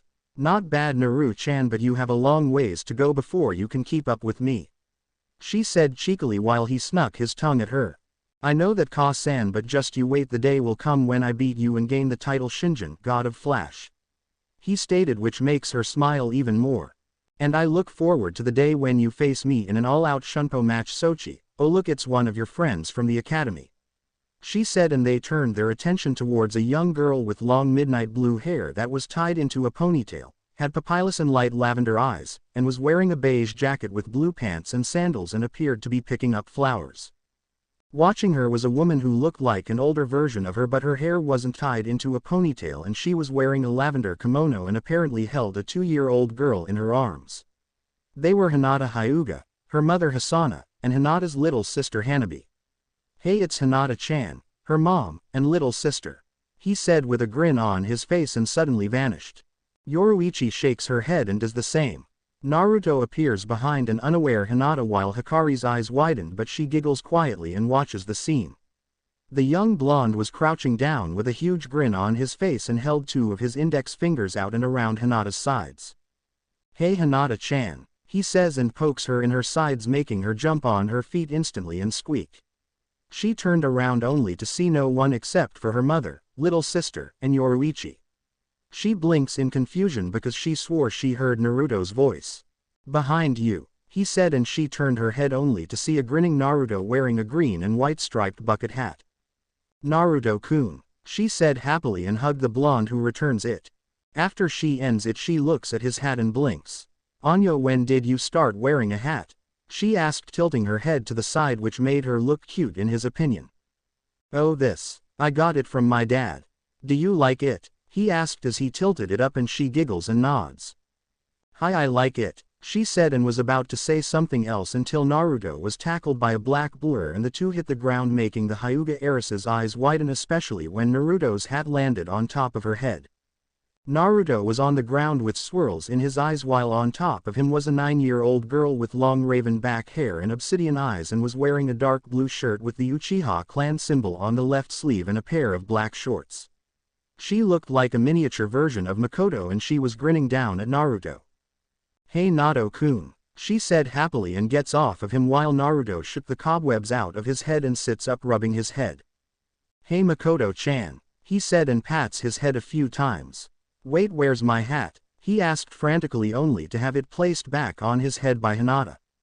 "Thanks Hinata-chan," he said, getting a smile from the girl while Makoto blinks when she saw him wearing it. "Isn't that a little too big for your head, Naruto-kun?" Makoto asked. "Yeah, but I'll grow into it. My dad gave it me," he said while she smirks. "It looks nice," she complimented and looked at Hinata. "Oh hey Hinata," she said nonchalantly, and a tick mark formed on the young girl's head. Hikari and Yoruichi saw this and smiled. "That girl, I swear she can be so rude sometimes," said a feminine voice. Yoruichi and Hikari turned their heads only to see Makoto approach them with a smile on her face. "Greetings Yoruichi-san, Hikari-san," Makoto said and sat right next to Hikari. "So this is little Hanabi," she said and put her finger in front of the cooing girl, who grabbed and tried to squeeze the appendage with her small hands. "Well, isn't that cute?" Yoruichi said, smiling at the sight. "So who does she take after?" the dark-skinned woman asked Hikari. "After her father, especially with all the crying she does," she said jokingly. "The only time she's really quiet is only when she's near Hinata." "So how is the clan faring, Makoto? I mean with the incident and all?" Makoto lets out a sigh and strokes her hair back. "A lot better than a year ago. After Fugaku's death, most of the ninja in the clan wanted the man responsible dead, but Itachi-kun put an end to that idea, knowing they'll only be rushing to their deaths, and when a few of them spoke out against him, well, he showed them and everyone else why he was the new clan head," she answered. "Wow, and how are your younger children taking it?" Yoruichi asked. Makoto apparently has shown a little remorse, but afterwards she's been taking it well, since she really wasn't that close to Fugaku due to the fact that he always neglected her most of the time, but she spent most of her life around Itachi-kun. Sasuke, on the other hand, didn't take it so well, she said with a frown on her face. "I see, and he'll be likely to take it out on Naruto-kun," Hikari stated while Yoruichi scoffs. "He can try, but all he'll get is a trip to the hospital," the former Shihoin heiress said. "Ever since that day we adopted Naruto, Kazuki, Kukaku, and Kenpachi have been training him so that he can defend himself when we aren't around," she said. "The kid's smart and is a hard worker." Makoto looked and saw how Naruto was socializing with Makoto and Hinata and smiled. "So what about you and Hiyashi, Hikari-san? How's he handling the elders?" The female Uchiha asked, and Hikari sighs in frustration. He's doing fine except that the council is getting on his last nerve, telling him that one of our daughters needs to be put into the branch house since we couldn't have two heirs. She said with a frown and hated the fact that those traditionalists were attempting to put that accursed caged bird seal on her children. And if those old fossils even attempt to try it, I will kill them myself, traditions be damned. She said with a scowl on her face. Meanwhile Naruto and Hinata were sitting cross-legged looking at Makoto wearing the hat Kazuki gave him and was grinning. So how do I look? She asked the two. Hinata giggled and Naruto snickered. Sorry Makoto-chan, but I don't think your head is really suited for hats. He stated while she pulled it off and shook her head. Yeah, you're right. Hats don't really suit my head. She said and placed on top of Hinata's head and snickers. Hey, Hinata looks like a hermit wearing it. She stated while the girl huffed up and puffed her cheeks out, making Naruto laugh. So for the rest of the day the three hung out while their mothers chatted until they had to head back home. The next day, Hokage Tower, Tsunade and Jiraiya, along with Kazuki and Yoruichi, were in the office talking about Naruto and the abilities he'll gain during his training, and also talked about the Hogyoku, which was now a part of Naruto, while Kenpachi and Kukaku were staying at the compound with Naruto. So Kazuki, tell me, what exactly does this Hogyoku do? I mean, how does it affect Naruto since it was put into him a year ago? The female Senju asked the man who tilted his hat up. What does it do exactly? Well, aside from the fact that it rejuvenated his body and made him stronger than the average human, it has the ability to destroy the boundary between a Shinigami and a Hollow. He answered, getting shocked looks from the two Sannin. That was the original intention I had when I created it, but apparently it can do more than just break their limits in terms of power. It actually materializes the hearts around it, or in other words, it materializes a person's inner desires, he stated. Inner desires? Jiraiya asked, and Kazuki nods. Yes, though it'll be a while before the Hogyu fully awakes, even if it's chosen Naruto as its new master. For now we'll just be teaching Naruto how to control his Shinigami powers as well as teach him how to control his inner hollow. He replied and got confused looks from Tsunade and Jiraiya, and Yoruichi decided to speak up. His inner hollow is how you say his darker half. She quoted. During the process where we implanted the Hogyoku in Naruto and it healed his body, a hollow mask in the form of a fox appeared on his face and then it shattered afterwards, meaning that he'll become a wizard, a Shinigami that gains hollow powers. She explained while their eyes widened. Now his inner hollow fester until he gains his Zanpakuto, or Soul Slayer, which is a weapon that is formed from a Shinigami's soul and is their partner, like me and my Zanpakuto Benihime. Kazuki states, holding the cane sword up. So when do you think Naruto will gain his Zanpakuto? Jiraiya asked the crazy genius, who pulled out a fan and waved it in his face. Give or take, I'd have to say in 2 years tops he'd gain it, and until that time comes, we'll continue with his regular training. He states, getting nods from them both. 2-year time skip. 2 long years have gone by and Naruto's training in the shinobi and Shinigami arts have improved a lot. During those times, Naruto met and befriended some of the other clan heads' kids that were in his class, and they were Yakumo Kurama, Ino Yamanaka, Shikamaru Nara, Choji Akamichi, and Shino Aburame. He also met a few of the older students in the academy, namely Tenten and Rock Lee. When he met Lee, the kid was being picked on by some of the older kids because of the fact that he couldn't use ninjutsu or genjutsu. Naruto intervened and said bullies ended up taking a one-way trip to the hospital. After that, Naruto and Lee hit it off pretty well, and on occasions they would spar whenever they had the time to. Naruto's 2 main problems were Sasuke Uchiha and Kiba Inuzuka, and for 2 different reasons. For Sasuke, the reason why is because of the fact that Kenpachi killed the boy's father and didn't like that some nobody was above him in the academy. He also didn't like the fact that his sister was hanging out with Naruto. For Kiba, the reason why is because of Hinata. Ever since they entered the academy, Kiba had gained liking to the heiress and would make attempts to ask her out. Even when she refused to, he'd still pester her about hanging out with him and not some orphan from the streets. There were times when Naruto would have to threaten to beat the crap out of Kiba if he didn't leave Hinata alone, and he did once when the 11-year-old Inuzuka made a remark about Hinata being a prize, which resulted in Kiba getting a black eye, bloody nose, and a foot in his rear end. During his training with his family, Kazuki told the young blonde that in a few years he'd be gaining his Zanpakuto, which should be around the time he's 11 or his 12th birthday. There were times when Jiraiya had to leave Konoha to keep the update on his spy network that was spread across the elemental nations, but he would leave Naruto some scrolls and books on ninjutsu and fuinjutsu. During his training with the Toad Sage, he had the blonde make an attempt to summon a toad, and to the man's surprise he summoned 2 battle toads. Right now Naruto was sitting under a tree meditating while he and the other students were on their break in the academy. "Hey loser," called Sasuke Uchiha, who was now approaching the meditating blonde. "Go away Uchiha, I have neither time nor the patience to deal with you," Naruto said as he kept his eyes closed, which made Sasuke frown at the blonde. "Look here Uzumaki, I want you to end your friendship with Makoto and stay away from her. She shouldn't be hanging around with a nobody whose family consists of nobodies," he ordered, and Naruto opened one of his eyes and gave Sasuke a look that unnerved him a little. "First of all Uchiha, don't go insulting my family, especially when you don't know anything about me, and as for Makoto-chan, I'll hang out with her whenever I want to, and no one, especially a weakling like you, will not stop me, and considering the fact that my uncle sent your father on a one-way trip to the afterlife for being a stuck-up prick who thought he was untouchable, you would be wise not to piss me off," Naruto stated.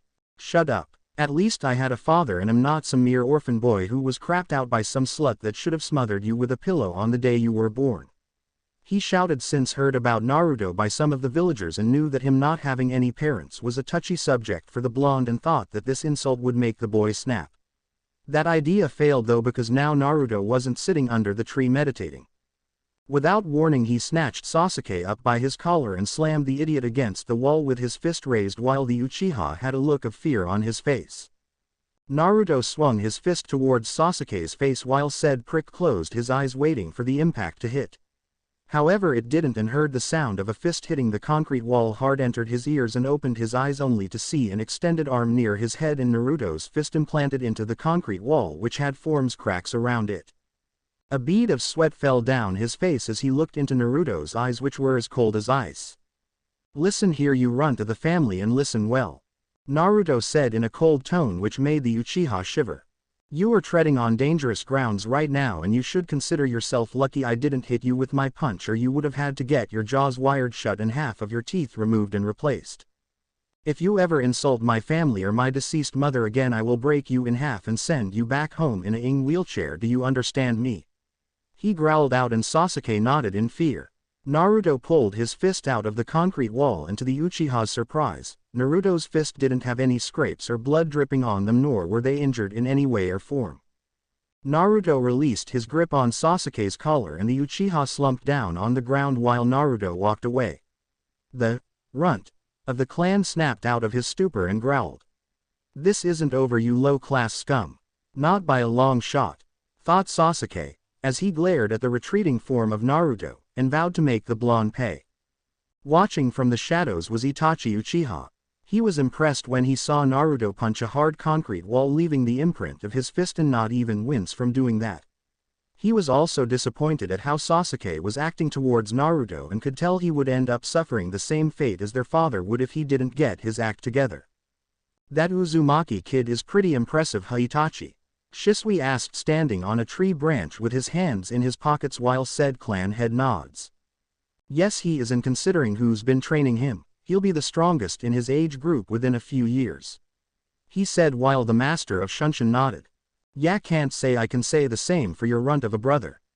That kid seriously needs a wake-up call, and if he keeps pissing Naruto off, then don't be surprised if he does come home in a wheelchair," Shisui states, and the two Shunshin away. Namikaze Estate, backyard. Kazuki, Yoruichi, Kenpachi, and Kukaku were standing in the backyard with Naruto a couple of feet away with them with his shirt off. The Shikifuin seal was now glowing and pulsing, which started to increase every few seconds. "So it's already happening, huh?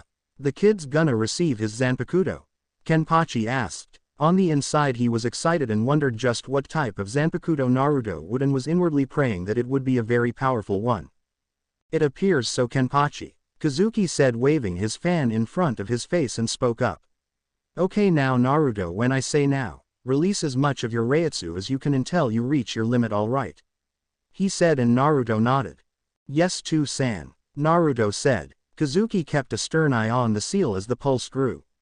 "Okay Naruto, now," he shouted. Silver-white colored Reiatsu erupts from Naruto's body like a volcano and flares around the field, sending gusts of wind everywhere. Kukaku whistled in wonder as she saw her nephew unleash this much spirit energy. Man, this kid's spirit energy is unreal. It's almost on par with that of a lieutenant, she said. I'll say, Kenpachi said with a shark-like grin on his face. Who would have thought that all the training we gave him would make him gain this much spirit energy? While Naruto kept releasing his spirit energy, the seal on his stomach started to melt and the blonde started to sweat due to the fact that he reached his limit. Just hang in there a little longer, Naru-chan. Yoruichi called out and couldn't help but worry about her son's well-being and hoped he would come out all right. When the seal fully melted away, a small golden orb formed in front of Naruto's torso and his body really heavy and his knees started to give way until Kenpachi shouted. Hey Gaki, don't you dare keel over. Keep pushing, damn it. He barked out and Naruto stood his ground and pushed as much spirit energy out as he could out while the orb grew in front of him. Almost there, Kazuki said silently while the orb continued to grow. All right Naruto, you can stop. He called out while the blonde's energy slowly died down until it was no more and the blonde fell on his hands and knees panting heavily. His eyelids felt heavy and he was about to collapse until Yoruichi caught him before he touched the ground. She carefully turned him around and saw that his chest was rising and lowering slowly and was trying to catch his breath. He's fine. Emitting that much of his Reiatsu from his body was a little too much for him, she said, and she hoisted him on her shoulders while the orb started to die down. When it did, both Yoruichi's, Kazuki's, and Kenpachi's eyes bugged out of there when they saw two Zanpakutos lay in the ground in a crisscrossed position, but that wasn't the reason why they were shocked beyond belief. Kukaku saw this and she blinked a couple of times. Okay, why do you three look so shocked? She asked. I don't believe this. The Gaki's got old man Yamamoto's Zanpakuto, Kenpachi stated as he looked at one of the two Zanpakutos. The hilt was purple with the guard was circular with flames around it. It was sheathed in a red sheath that had a golden flame pattern starting from the tip and ending around the middle of the sheath. The Zanpakuto that was considered to be the oldest and most powerful to ever exist in Soul Society. Ryujin Jaka. That's not all, Kenpachi, he's got Ishin's Zanpakuto also, Kazuki said with a look of awe on his face. It had a dark red handle and a hexagonal hand guard that had two crescent moons on the opposite sides, and connected to the end of the hilt was a blue tassel, and it was in a sheath that was black and red. It was Angetsu, the brother blade of Zangetsu. Let's get Naruto inside, Kazuki said, and the other three Shinigami went back into the estate. On the inside though, Kazuki was stumped. Out of all the Zanpakuto, Naruto had gained one that was wielded by not only the founder and leader of the Gote 13 but the strongest Shinigami to ever live for 2,000 years. Ryujin Jaka was a blade even captain class Shinigami feared, and for a good reason. It represented absolute power and there was no other Zanpakuto whose powers came even close to matching its. Now the blade was back and it has chosen Naruto to be its new wielder, and the genius couldn't help but wonder just how powerful Naruto would become with that blade by his side, and the same went for Angetsu. While not as powerful as Ryujin Jaka, Angetsu was no pushover, especially since Kazuki has personally seen just how deadly the blade could be in the hands of a master swordsman. Ishin and Angetsu were a force to be reckoned with. Who would have thought that out of all the Zanpakutos he would gain the old man's? If he ever masters that blade's powers, there won't be a force on earth that'll come close to being his equal, Kenpachi said, with Yoruichi and Kukaku agreeing with him. Hokage's office the next day. So Naruto has gained two Zanpakutos?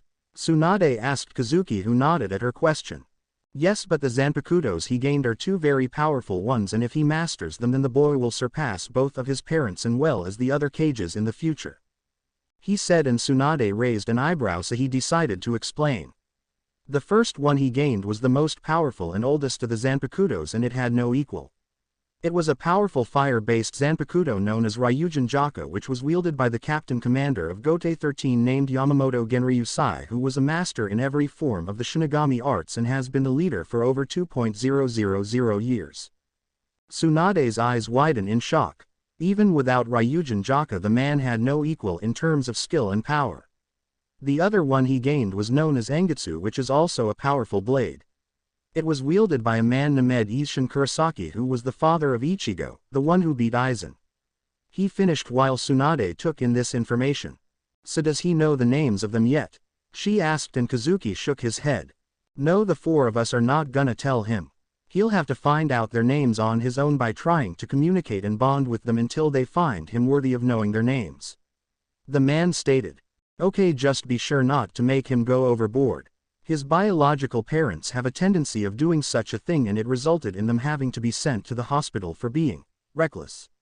She quoted with her fingers while the man chuckles and nods. Sure thing, Hokage-sama, the man said, and shunpos away and knew that things were about to get more interesting for his adopted son. During Naruto's training, Kazuki created a training ground similar to the one he and Yoruichi trained in when they were kids so that Naruto can train privately with his Shinigami powers. Right now an explosion occurred and smoke rose from the air. Leaping out of the smoke was a 12-year-old Naruto wearing a dark green shirt with black cargo pants and black shinobi sandals, and he was skidding back a couple of feet with Angetsu drawn.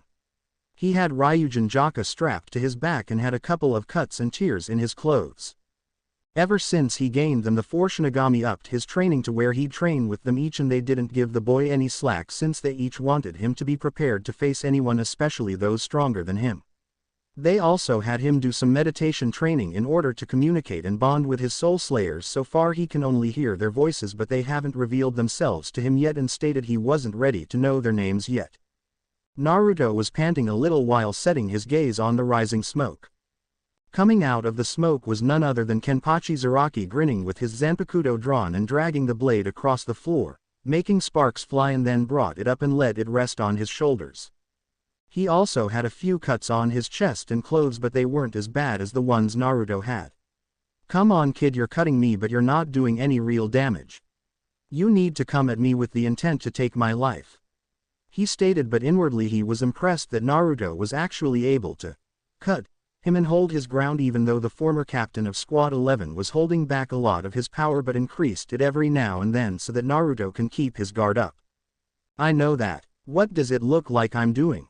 Trying to cut through your skin is like me using a butter knife to cut through solid steel. I'm cutting you but not doing any damage. Naruto replied, and had to admit his uncle, while not as strategic as his parents and aunt, was one hell of a fighter that was able to give even captains with their Bankai unleashed a run for their money. And do you want to know why? It's simple. Look at my blade, he said, holding his sword out sideways, and his spiritual pressure rose around him. His Zanpakuto appeared to be vibrating and a golden glow surrounds it. Do you see this? My blade is filled with the desire to take your life, he answered and pointed at Angetsu. Yours on the other hand lacks that desire because of your fear to strike me at your fullest. Kenpachi said and shot towards Naruto in a burst of speed with his blade raised. Naruto's eyes widened when Kenpachi brought his blade down on the blonde's head. Naruto raises his blade to block the attack with his other hand on the flat end of the blade. Another explosion of dust erupted from the ground, and the training grounds shook from the power Kenpachi put behind the blade. Naruto was gritting his teeth in frustration from the strength Kenpachi put into the blade and was struggling to keep the man's sword from cutting him in two. Damn it, he growled between his teeth. Kenpachi smirks and starts to unleash a series of slashes and thrusts that were aimed at the vital parts of the blonde's body. Naruto was having a hard time blocking and evading them and ended up getting a series of cuts on his body. Come on kid, you're making this too easy for me, he said, and suddenly kicks Naruto in the torso. Naruto spits up and is sent flying backwards and crashes into a rock structure that explodes from the impact and crashes into the ground, tumbling backwards. As he skids to a stop, the blonde painfully gets up and coughs up some blood while clutching his side. His eyes suddenly widen when he saw a foot descending towards his head, and he uses Shunpo to get away in just the nick time because the foot hit the ground so hard that it left a small crater. Naruto's panting increased while Kenpachi walked out of the crater he created with a disappointed look on his face. What is wrong with you kid? Why are you running away like a coward? He asked, which pissed Naruto off. I am not a coward, Naruto stated, but then he froze up when Kenpachi's golden Reiatsu flared up and made the ground shake. Spare me the bullshit kid. Look at you. I'm merely releasing a fraction of my spiritual pressure and you look like you're ready to keel over. You're afraid of me because I'm coming at you with the intent to end your life. If I was the enemy then you'd already be dead, he said, and raised his blade in the air and brought it down, releasing a yellow shockwave that descended towards a stunned Naruto.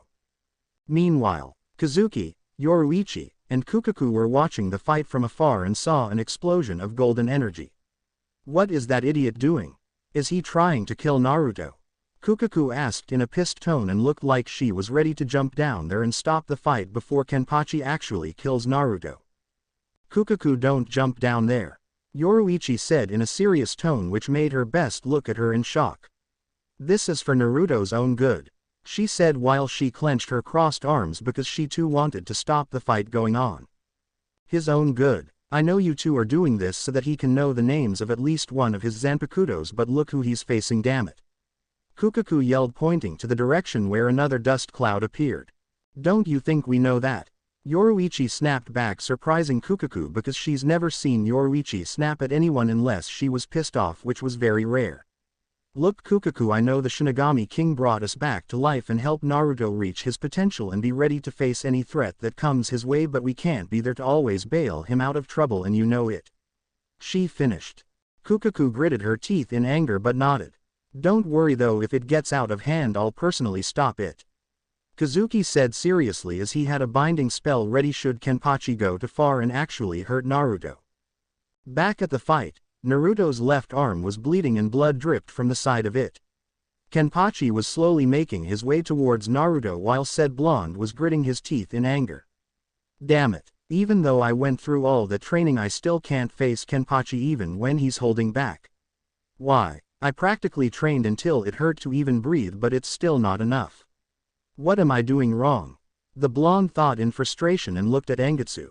He was wondering why his Zanpakuto won't reveal themselves or give him their names. They kept saying he wasn't ready and that he'll know when the time comes, which just frustrated him. How could he not be ready? As he pondered on this, he found himself in his mindscape. In there the sky was dark and there was a crescent moon shining into the sky. What the? Where am I? Naruto thought as this was one part of his mindscape that he has never seen before. So you want to know my name, boy? Said the voice, as he formed and stood before him, seeing the blonde. Apparently the man appeared to be in his early to mid-40s and had unkempt facial hair and long ragged black hair that stopped to his shoulders. He was dressed in a tattered all-midnight blue garbs with black sunglasses and a long flowing overcoat that flares out into ragged ends. On the back of his coat were two crescent moon patterns that were facing away from each other. As he set his gaze on his wielder, Naruto feeling pissed off that they meeting face to face now. Yeah, I would like, especially since my uncle is about to tear me to shreds. Is too much to ask to know your name. Why can't I learn it? I've done everything I could to show you how much I respect you and tried to bond with you. What is preventing me from learning your name? Asked Naruto, as he saw the man just stare at him for a while before speaking up. If you wish to learn my name, Naruto, then you must first learn to abandon the fear that is locked away in your heart, said the man as he saw Naruto frown, and it was clear the blonde didn't understand. Fear? What fear? There is no fear in my heart, said Naruto until the man used a portion of his power to make Naruto fall on one knee and clutch his chest due to the lack of oxygen in his body, and said man was starting to lose his patience with the boy due to the fact that he's acting stubborn and ignorant. Do not patronize me, boy. You know the fear I speak of. Don't deny it isn't there, for I have seen it myself. The fear of letting those close to you down. The fear that they will die when you could have saved them had you been there to help them, as well as the fear of dying before someone stronger than you. The man bellowed, and he saw Naruto look away with and knew that he had hit home. So what do I do? How do I get strong enough to face those that are stronger than me? How do I keep the ones I cherish the most from dying? How do I make those that care about proud? Tell me, how can I accomplish this?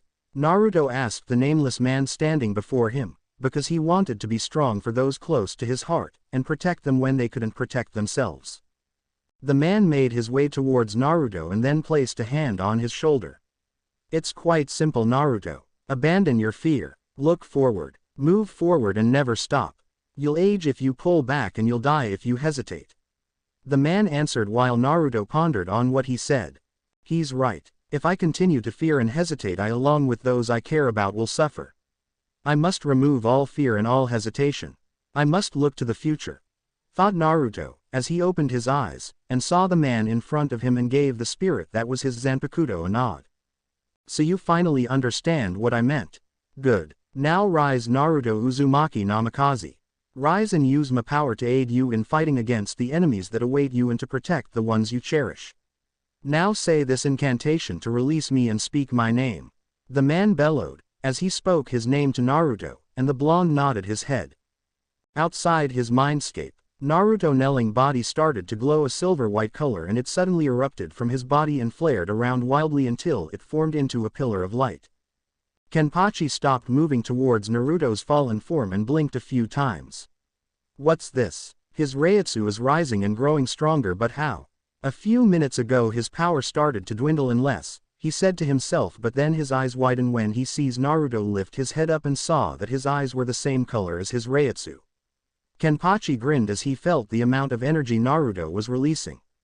So he's finally done it, huh? He found out the name of his Zanpakuto. The other three saw the pillar of silver-white energy appear and their eyes widened. Incredible. He's finally found out the name of his partner. Kazuki said while Benihime vibrated from the energy she was feeling. Naruto slowly stood up and raised Angetsu into the air. Tear a path of destruction throughout the heavens and rip the moon apart with your mighty fang, Engetsu. Naruto cried out and his Reiatsu exploded outwards, but after a few minutes it receded. Kenpachi's eyes widened when he saw Angetsu in its released state. The blade looked exactly like the Shikai of Ichigo's blade Zangetsu, but with a major difference.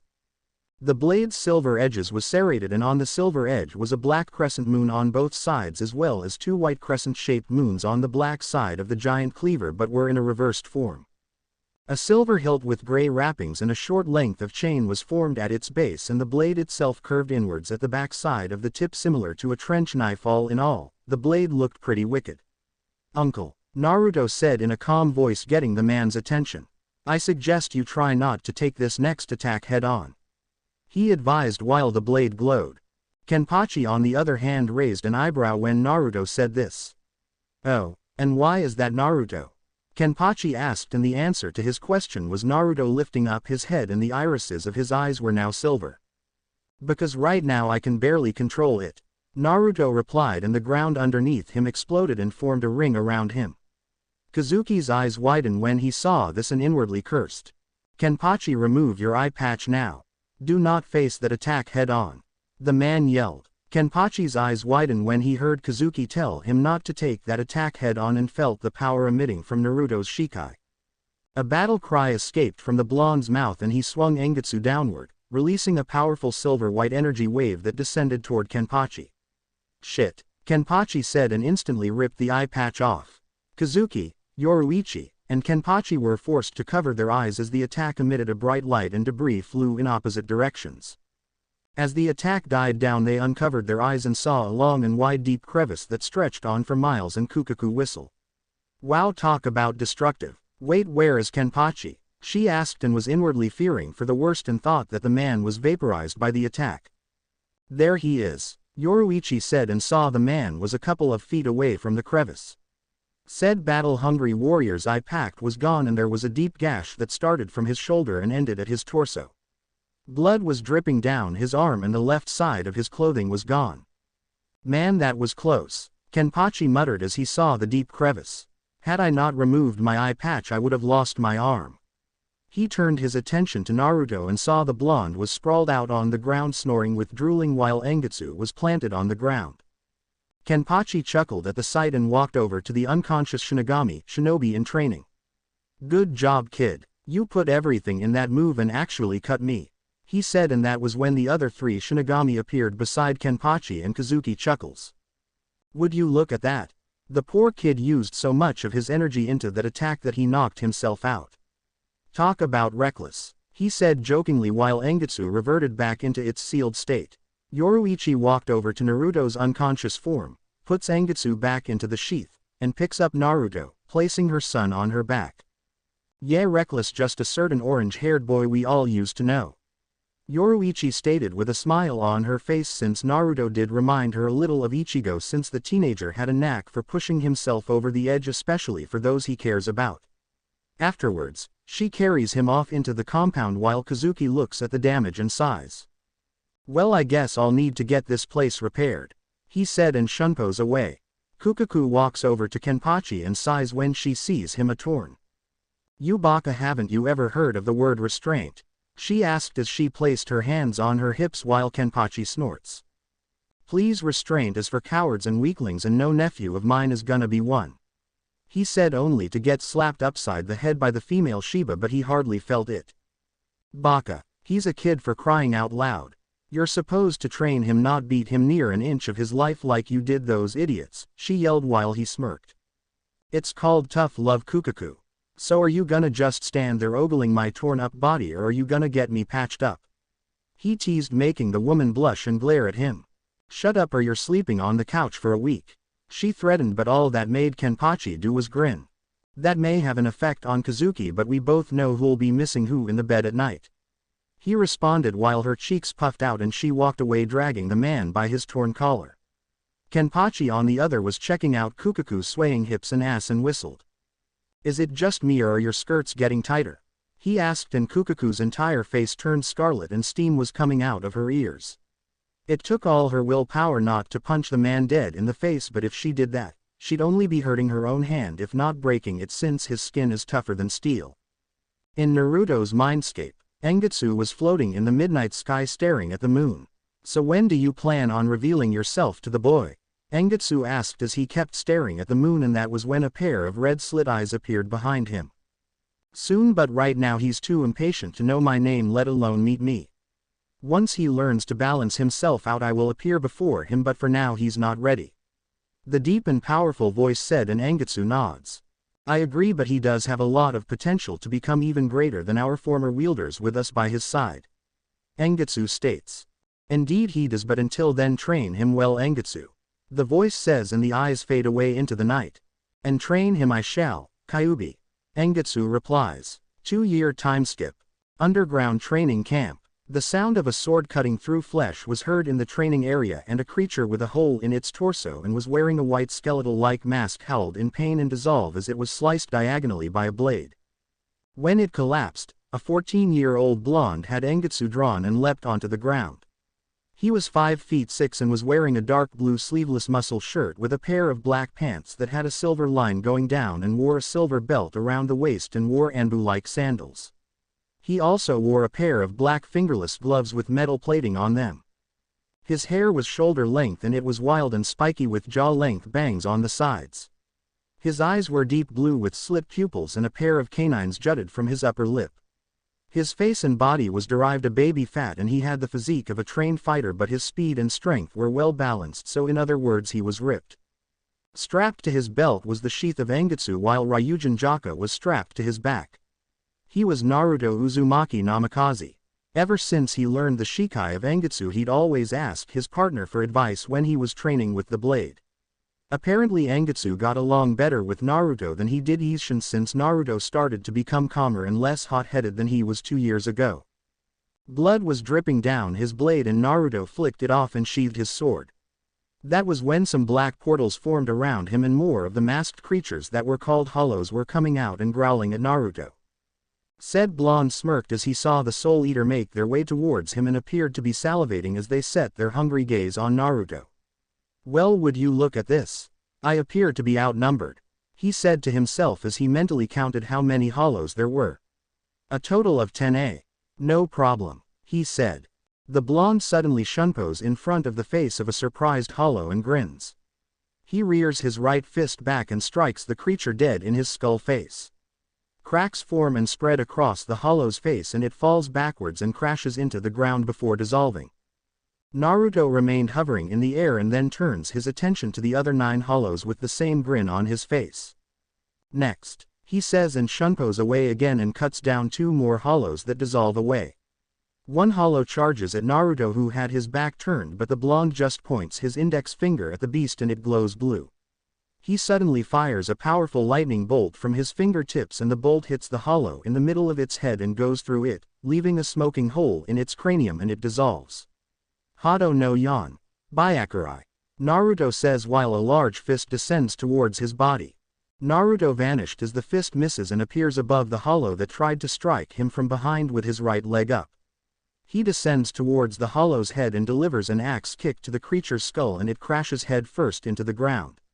He holds palm out and aims it at the down hollow. A sphere of red energy forms in his palm. Hado no Sanjuchi, Shakuho. He fires the crimson energy at the down hollow and an explosion is caused.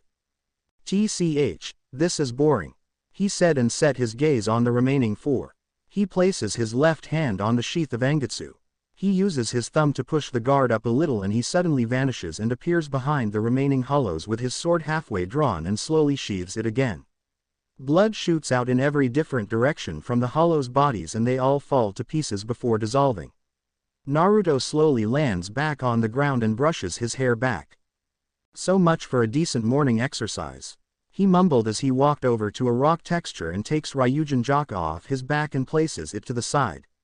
He picks up a dark green jacket and puts it on but leaves it open and then grabs a green and white striped bucket hat and places it on his head and then straps Ryujin Jaka back on.